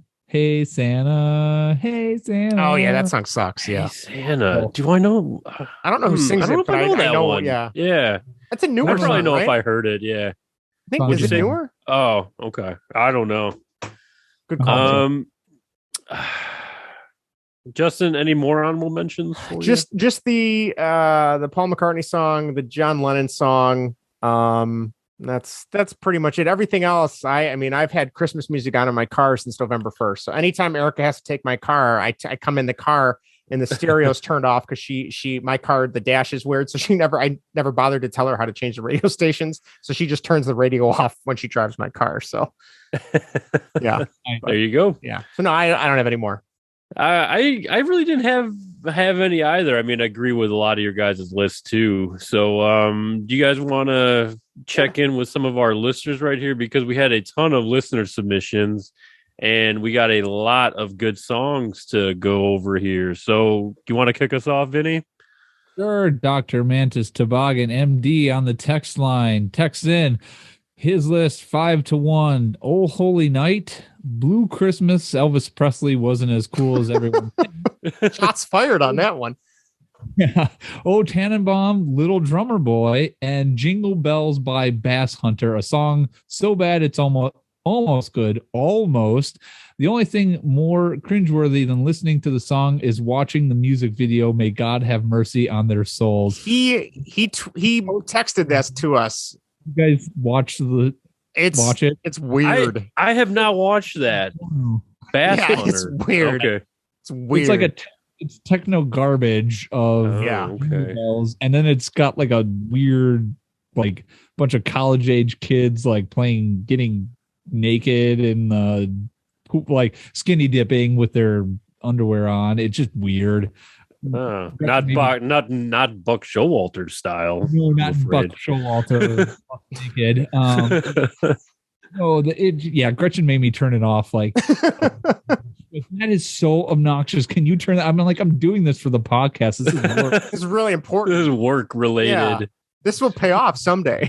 I got a question for you guys. Dr. MT brought up Blue Christmas, Elvis Presley. What do you guys take on that song? I like that version. I do too. Version is not that good. You don't like the Elvis version? No, it's kind of obnoxious. I have to side with the doctor on this one. Elvis wasn't as cool as he thought he was when he recorded that song. I really don't know. I mean, I'm not like the biggest Elvis guy, but that song has grown on me. I mean, it's still not like one of my favorites. I think it's just one that I just sing along to, I guess, if it's on. I mean, it's not the most uplifting song, but it's kind of grown on me the past couple years, I suppose. Background singers in it. You think it needs background singers, or no? The background singers, the whoo. Oh yeah, high pitched and I don't like it. Pitchy, I don't like it. The song "Oh Holy Night" is also a song that I've come to like the past couple years. I'm not much for the religious Christmas songs. The songs Christmas are actually about, but there's a couple good like alternative rock covers of that song that are actually pretty good. So I don't like mind that a little more. I don't mind that song. I don't like the Josh Groban version. That's too serious. And Come on, obviously, Josh Groban, anything. I know. Oh, holy night. Yes, yeah, I'm not. Oh God, we get it, bro. Not a Grobanite over here. Sorry. No, it's terrible. You know, I have actually come to like him after he's been on It's Always Sunny. Oh yeah. Yeah. Seriously, like he sings seriously, but he, seems to make fun of himself. Yeah. He's got a personality at least. Yeah. Yeah. Good call. That's nice to see. And yeah, I don't agree with the O Tannenbaum just because I love that song. The Vince Guaraldi version. I could put that album on like loop the entire Christmas season. I love all those songs. So yeah. Good call. All right. Colin from Two Jocks and the Schlub. Anything Taylor Swift, we tend to agree. I would agree on this podcast. Hannah, who's a frequent guest on Two Jocks and the Schlub. Baby, it's cold outside. There you go, Justin. Yeah. Yep. I'll have to ask her about that. Keep it going, Justin. Chris from the Best of the Rest podcast. He said Santa Baby hands down is the worst. That is one like Eartha Kitt. It's borderline. I'll take Eartha Kitt over Madonna's version though. I don't like Madonna's version. It's a little too. Yeah. But yeah. Eartha Kitt came out with the second version of that song. Yes, I have heard that. It's like Santa Baby 2 or something. Yeah, or something like that. Yeah, I don't know. I just came on the XM radio and I was just like, oh, this is not the version. This isn't the one I know. Yeah. Going back to the well one too many times on that one, maybe. She really hit it big with that first one. I was like, I'm just going to double down on it. Yeah. So good call. My wife, Erica, wrote in. She said she does not like 12 Days of Christmas and Grandma Got Run Over by a Reindeer. I agree with her on the second one. The first one, I could take or leave. So yeah, good call. Do you want me to read my mom's? Yes. Because she's going to agree with you guys on this. Yes, she said, She said, I don't like the one by Wham, Last Christmas, or Wonderful Christmas Time by Paul McCartney and Wings. I also don't like Grandma Got Run Over by a Reindeer. And then my Aunt Kat also wrote in. She also does not like Grandma Got Run Over by a Reindeer. So the family is completely agreeing.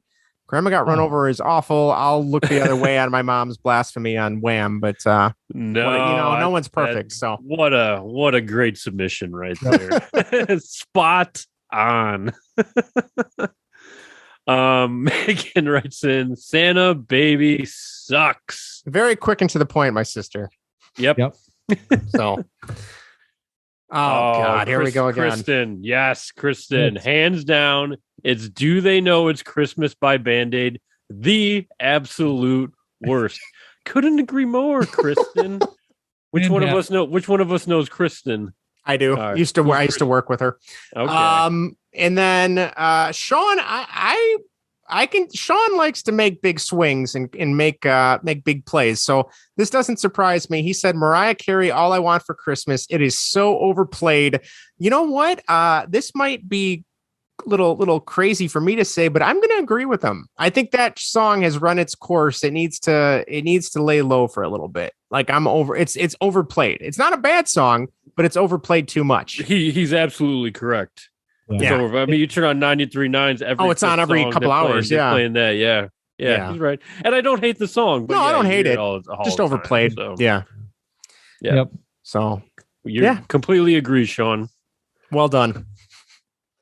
Vinny, you want to take the next two you want to take the rest of them since it's the last two are your parents? Okay, sure.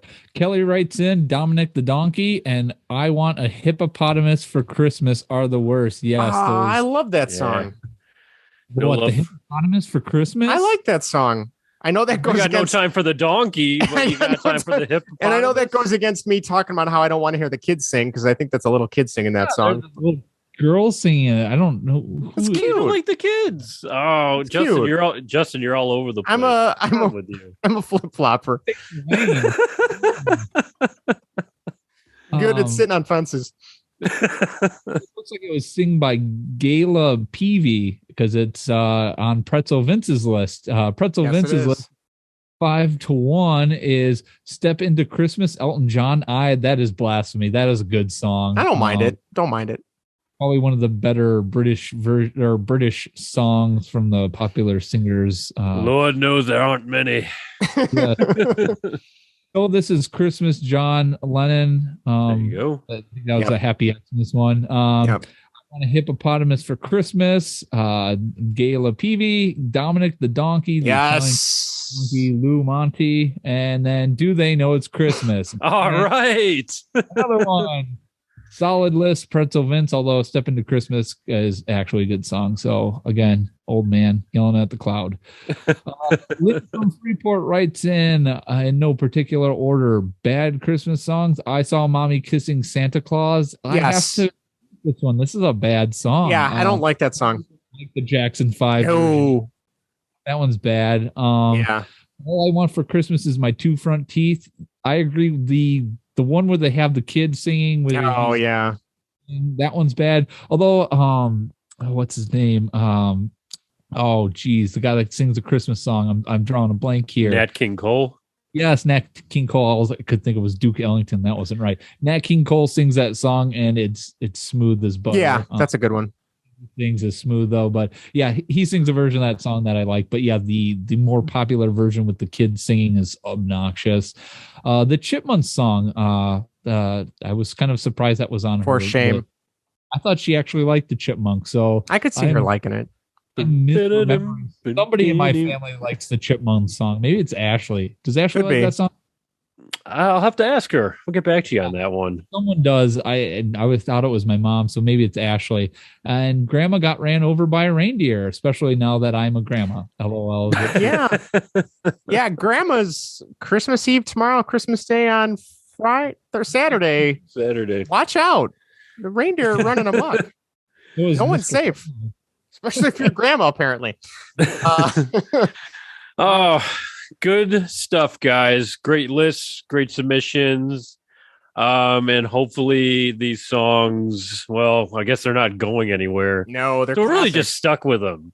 Yeah. So we're gonna air the grievances saying, hey, you know what? We don't like them, so there you go. But there's nothing we can do about it except just skip to the next song unless you're listening to or listening on the radio, I suppose. So any do you guys have a favorite Christmas song? Just one off the top of your head? I have two. Two? What are they, Justin? Really quick. Feliz Navidad by Jose Feliciano. Yeah, that a baby. Love that song. And my second what, Vinny? I don't like that version. You don't like that version? No, but I don't like that version. I don't know. What's the other version? Yeah, I've never heard the other version. I don't know. I've heard other versions of it. Oh, really? Oh. Yeah. Oh, Jose Feliciano's the original one. Yeah, that's what I thought. And then my I think besides that though, my newer favorite that I've really appreciated the last few years is Nat King Cole's version of the Christmas song. That guy that's like the original one. Is right? it the original? Yeah. Okay. That guy's just got the coolest voice. He's so smooth. So that's and the other one's my parents. I think they got it from like in the 90s when you could get like the 12 CDs for 99 cents, those catalogs. My parents were really into Amy Grant. She's a singer. And so we have like a bunch of the Amy Grant Christmas songs. And my sister and I are like obsessed. Every time Christmas rolls around, like we'll text each other whenever we see it on the radio. So definitely love all those Amy Grant Christmas songs. Yeah. So there you go. Do you have a favorite, Vinny? Yes. The Christmas Waltz by Frank Sinatra. Oh, that's a good one. Frank Sinatra's got some good Christmas songs. Hell yeah. I have to go with you though, Justin. Jose Feliciano's "Feliz Navidad" is my favorite Christmas song. I'm also, because I'm also Mexican, so that seems to. Well, according to some people, I am, but no comment. Yeah. So that is that for whatever. Where's Christmas songs? Do you guys want to talk about Spider-Man for a few minutes, or do you want to wrap up now? What would you like to do? I got some time for Spider-Man if you guys do. Oh, I got time for Spider-Man. You got time? All right. Spoilers. All right. Yes. So if you have not seen Spider-Man and you plan on seeing Spider-Man, feel free to duck out now. This is the giant spoiler warning. I don't know if you want to do a sound alert of farts, Vinny, since we don't have a siren, but go ahead. This is your warning. There is your siren coming. If you are leaving, thanks again for listening. We will be back next week, whenever, with another episode. So make sure you tune in and all that good stuff. But let's get into Spider-Man. Spoilers again going forward. I loved it. I don't know about you guys. Well, Justin, you and I speculated that like how you asked me how much Tobey Maguire were we actually going to see, and we were thinking like, oh, it might be 5 minutes, couple, 10 5 minutes, minutes, couple, a little just a surprise appearance here and there, but. Holy shit! The both of them, him and Andrew Garfield, were huge. It was great part of the movie. I'm like, oh, this is when they came from those portals. I was just like that. You rag on some films for fan service, but that is just perfect.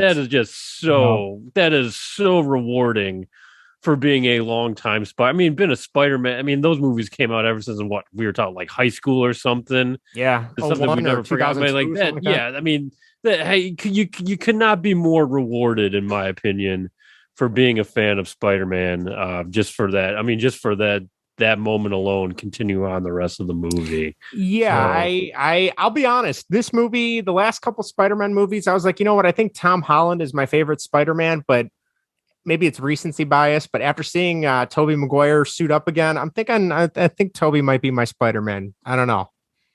Those movies, that's so good. That's a Band-Aid though, so nah. That's true. That's true. I thought that's interesting. I thought like Tom Holland was my favorite. I think I just really enjoyed his movies, especially how they tied to the MCU.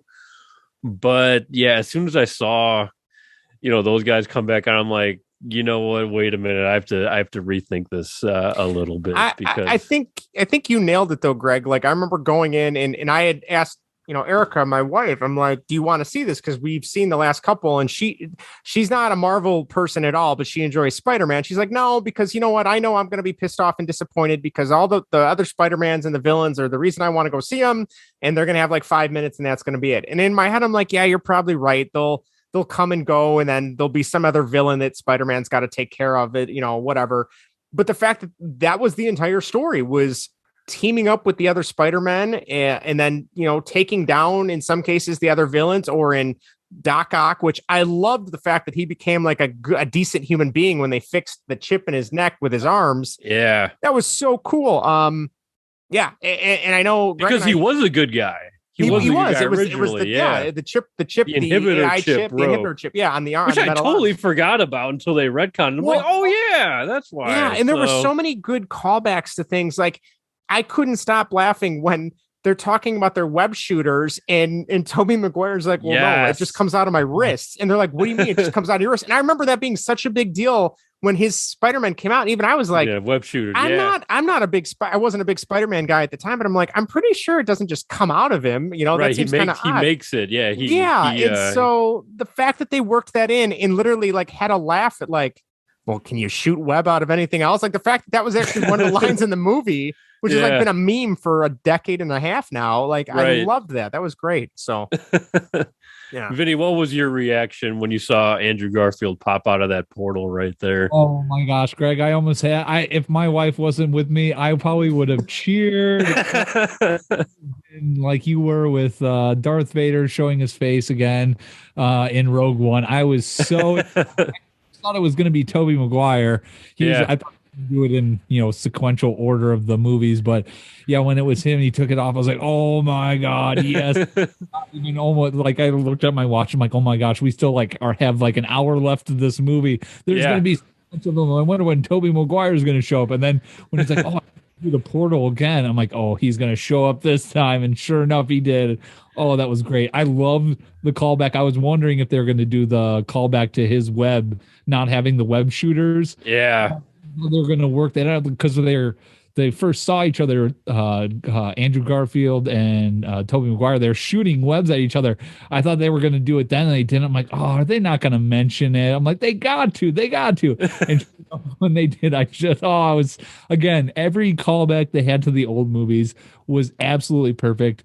I told you guys that you guys gave me high expectations for this movie, and they exceeded that, which was, I thought I was going to be potentially let down because my expectations were so high, but it just went above and beyond what I thought it was going to be. I mean, I love the whole them talking about the Avengers, and they're like, wait, What's the what With is the is that? Avengers, yeah. What do you mean aliens? You fight aliens? What are you talking about? And the Avengers? Yeah, Is are you that- an event? Yeah. And actually going into the, thinking about those, the three Spider-Man, Andrew Garfield, I thought was my least favorite. I think in the movie, he was definitely a lot better than he He was did great. he was hilarious in, Yeah. in that. And I love him kind of having that redemption with MJ and the whole Oh Gwen yeah. saved her like that. I mean, that movie was damn near perfect. I'm gonna say that. I'm gonna say it. That movie was damn near perfect. There wasn't a slow part in that movie. That movie was from beginning to end fast paced.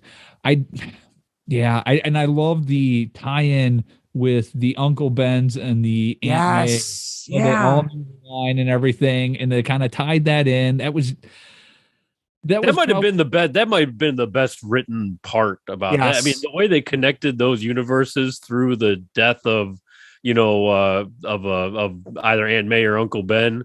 Yep. That was truly remarkable. So, and I completely agree. Can we take a second also to talk about how fucking incredible Willem Dafoe was as Green Goblin? Yes. Oh He stole the movie. God. I mean, everyone did great. Yes, everyone was. I thought Jamie Foxx. Foxx was excellent as Electro because Absolutely. Yeah. I did not see that Spider-Man, so I didn't. I've heard it was horrible. It was forgettable. He was totally forgettable. He was blue, right? Which I don't he was think they've blue. ever. Which they kind of made note of Yeah. when you first kind of see him. But I remember, because in the cartoon, his outfit was always like yellow and black, wasn't it? Like Electro. yellow and green. Yellow and green, Shocker, okay. Shocker was yellow and I'm black. thinking of but Shocker, Electro was that's it. yellow and green. But Yeah. yeah, Willem Dafoe, like I loved that they got rid of the stupid helmet. Like I thought that thing was so cheesy from the originals. I don't know how you guys felt about that, but the fact that he gets rid of it and then his new outfit is just like green with like a ripped up he's wearing purple, the like purple and cloak or green, cloth or hoodie. He just looks so evil. And then the fact that I'm like, okay, he's being normal again. Like this isn't gonna last. This is gonna go bad very quickly. And just when he turned it on, like Willem Dafoe still has it. Like he is incredible. Oh yeah. He gave when they first announced he was casting, he's just you look at that, it's like, oh, he might just be doing this for like a money grab or like a quick appearance. Like he put his heart and soul into this performance or whatever. He wanted heavy involvement.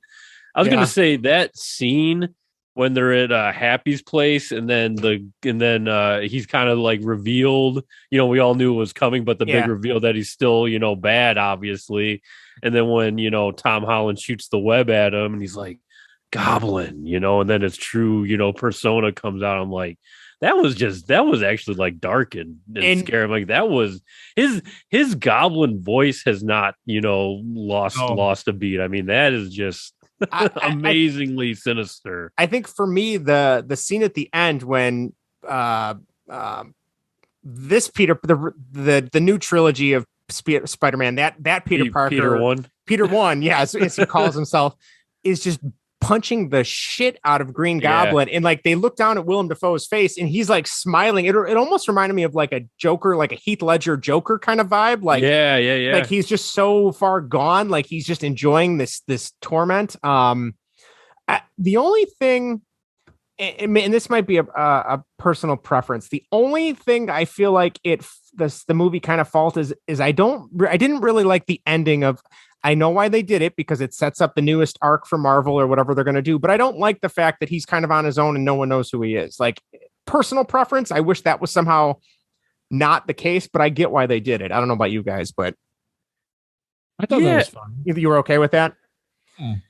I hate it. I hate when it's like, I hate movies where the audience knows something that the characters don't know. Like that always just bugs me for some reason. And that, again, that's a personal thing, but there's a lot of movies that are like that. So. Yeah. Well, as far as that ending goes, I'm fine with it. I guess I think that scene with him and MJ at the little coffee shop there, I thought that was really well done. Yeah. I'm not the biggest fan of I don't want to say the biggest fan, but and it could be just because Tobey Maguire, Andrew Garfield, but MJ and Ned scenes were just kind of okay for me. Yeah. If I had one critique, a lot of I know it's the MCU Spider-Man, but a lot of the lines were, at least from them, were just kind of like, it could have could have been a little more creatively written, I suppose. Yeah, a like little filler. hey, what's your name, Dr. Otto Octavius? And like, hey, no, wait, like, really? Yeah, what is it? What's your real name? I'm like, what is that supposed to mean? But yeah, I thought I thought the ending though, in terms of the ending, I thought that was an interesting twist, because it's not necessarily sometimes a happy ending. No, it wasn't resolved. It works on a couple levels.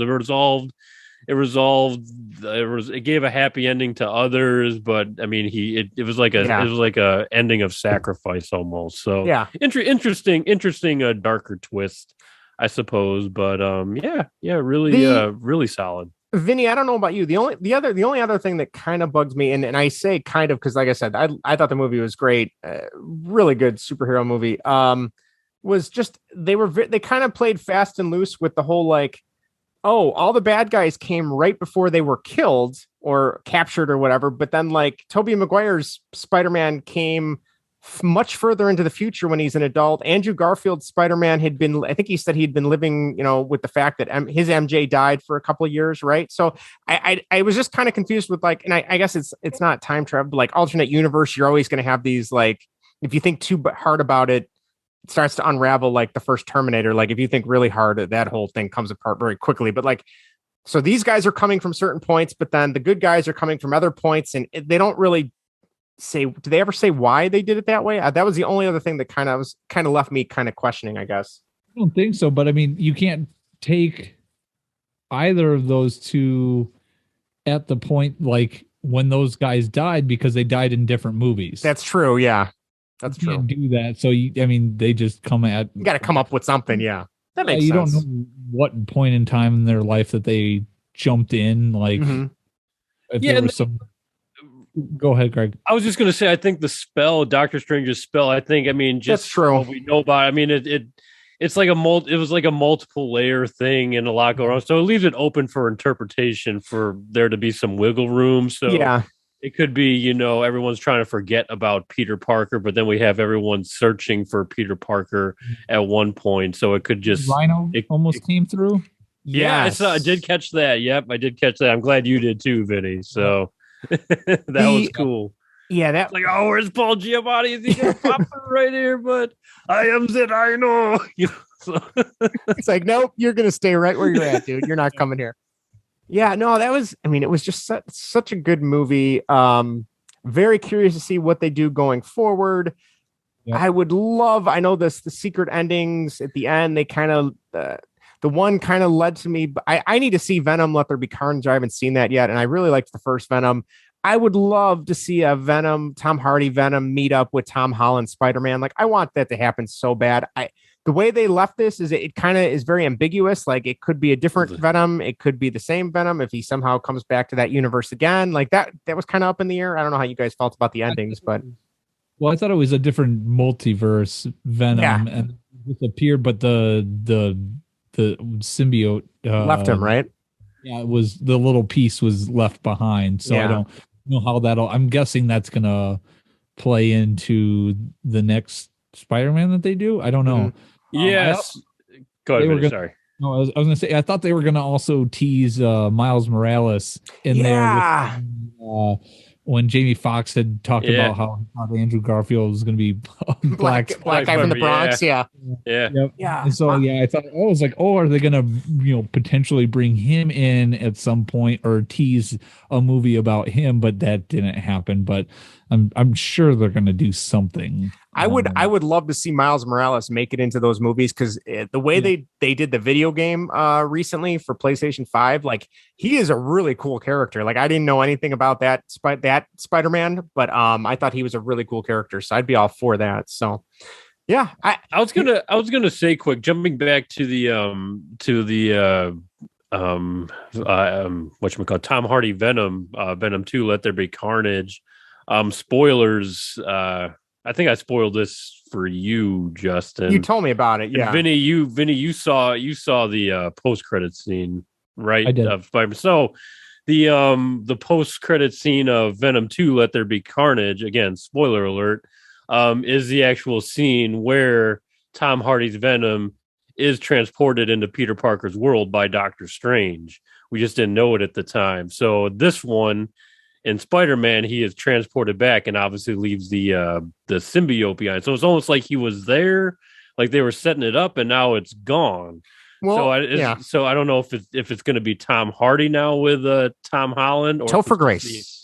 Is it going to go find Topher Grace again? Sure And as hell Topher hope Grace not. got a little mention from Toby right there. Yeah. So he has like I fought a black alien symbiote or something like that. So and then yeah, but the other thing I wanted to add too was whatchamacallit.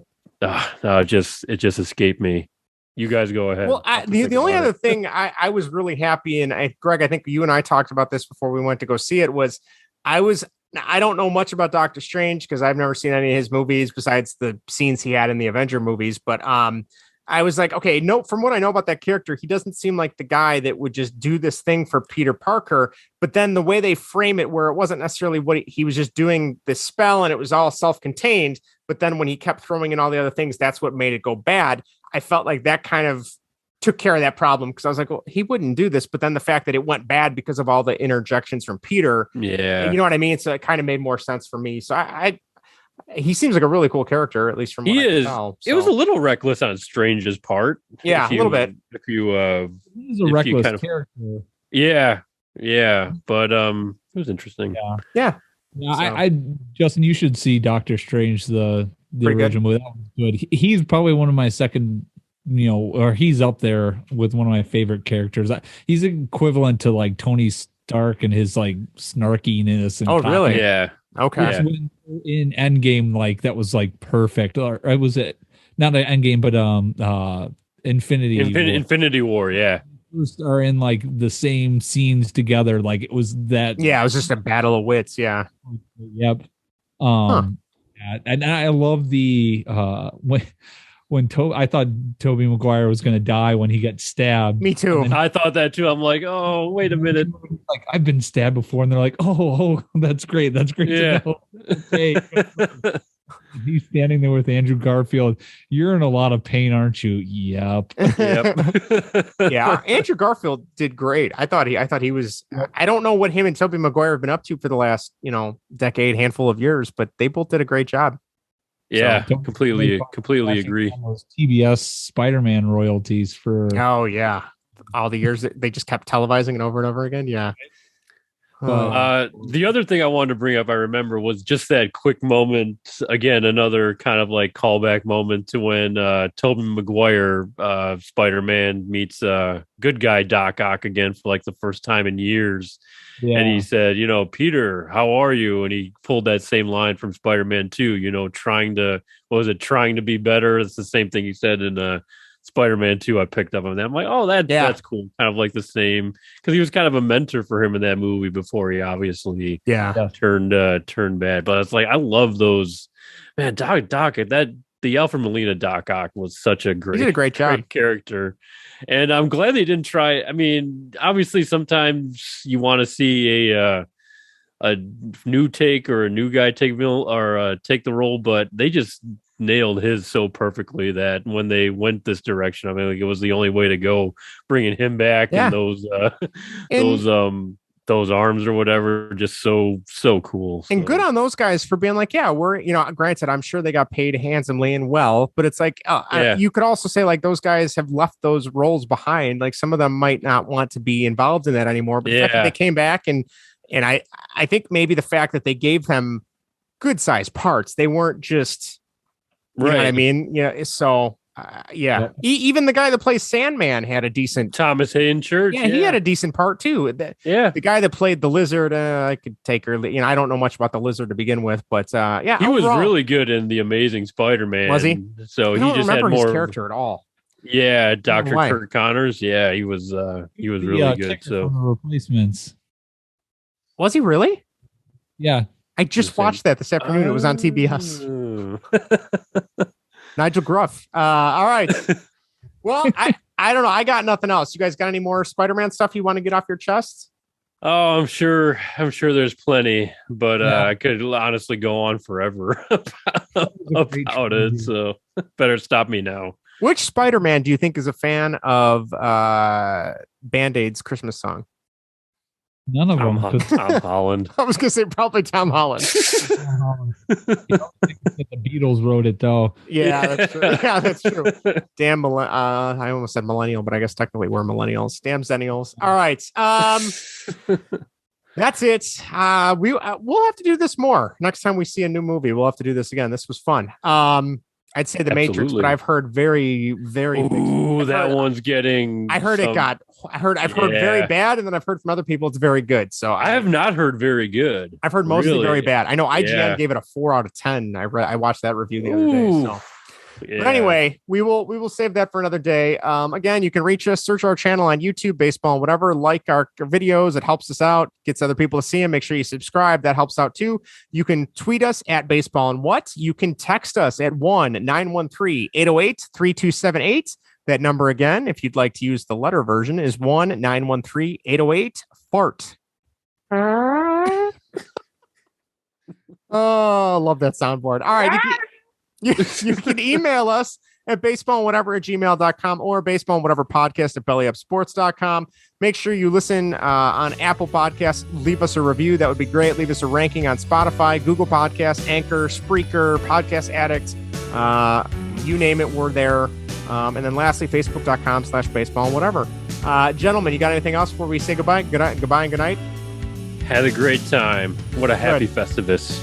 Happy Festivus. Happy Festivus. All right. Well, hey, Vinny pinned Greg. The Festivus feats of strength is over. Have a great Christmas. If you celebrated Hanukkah, happy belated Hanukkah. Happy Kwanzaa. Have a great holiday. If you don't celebrate any of them, have a great New Year and just have a nice, relaxing week or weekend or whatever. We will be back next week with more Baseball and Whatever. Good night, everybody. Take care. Merry Christmas, you filthy animal.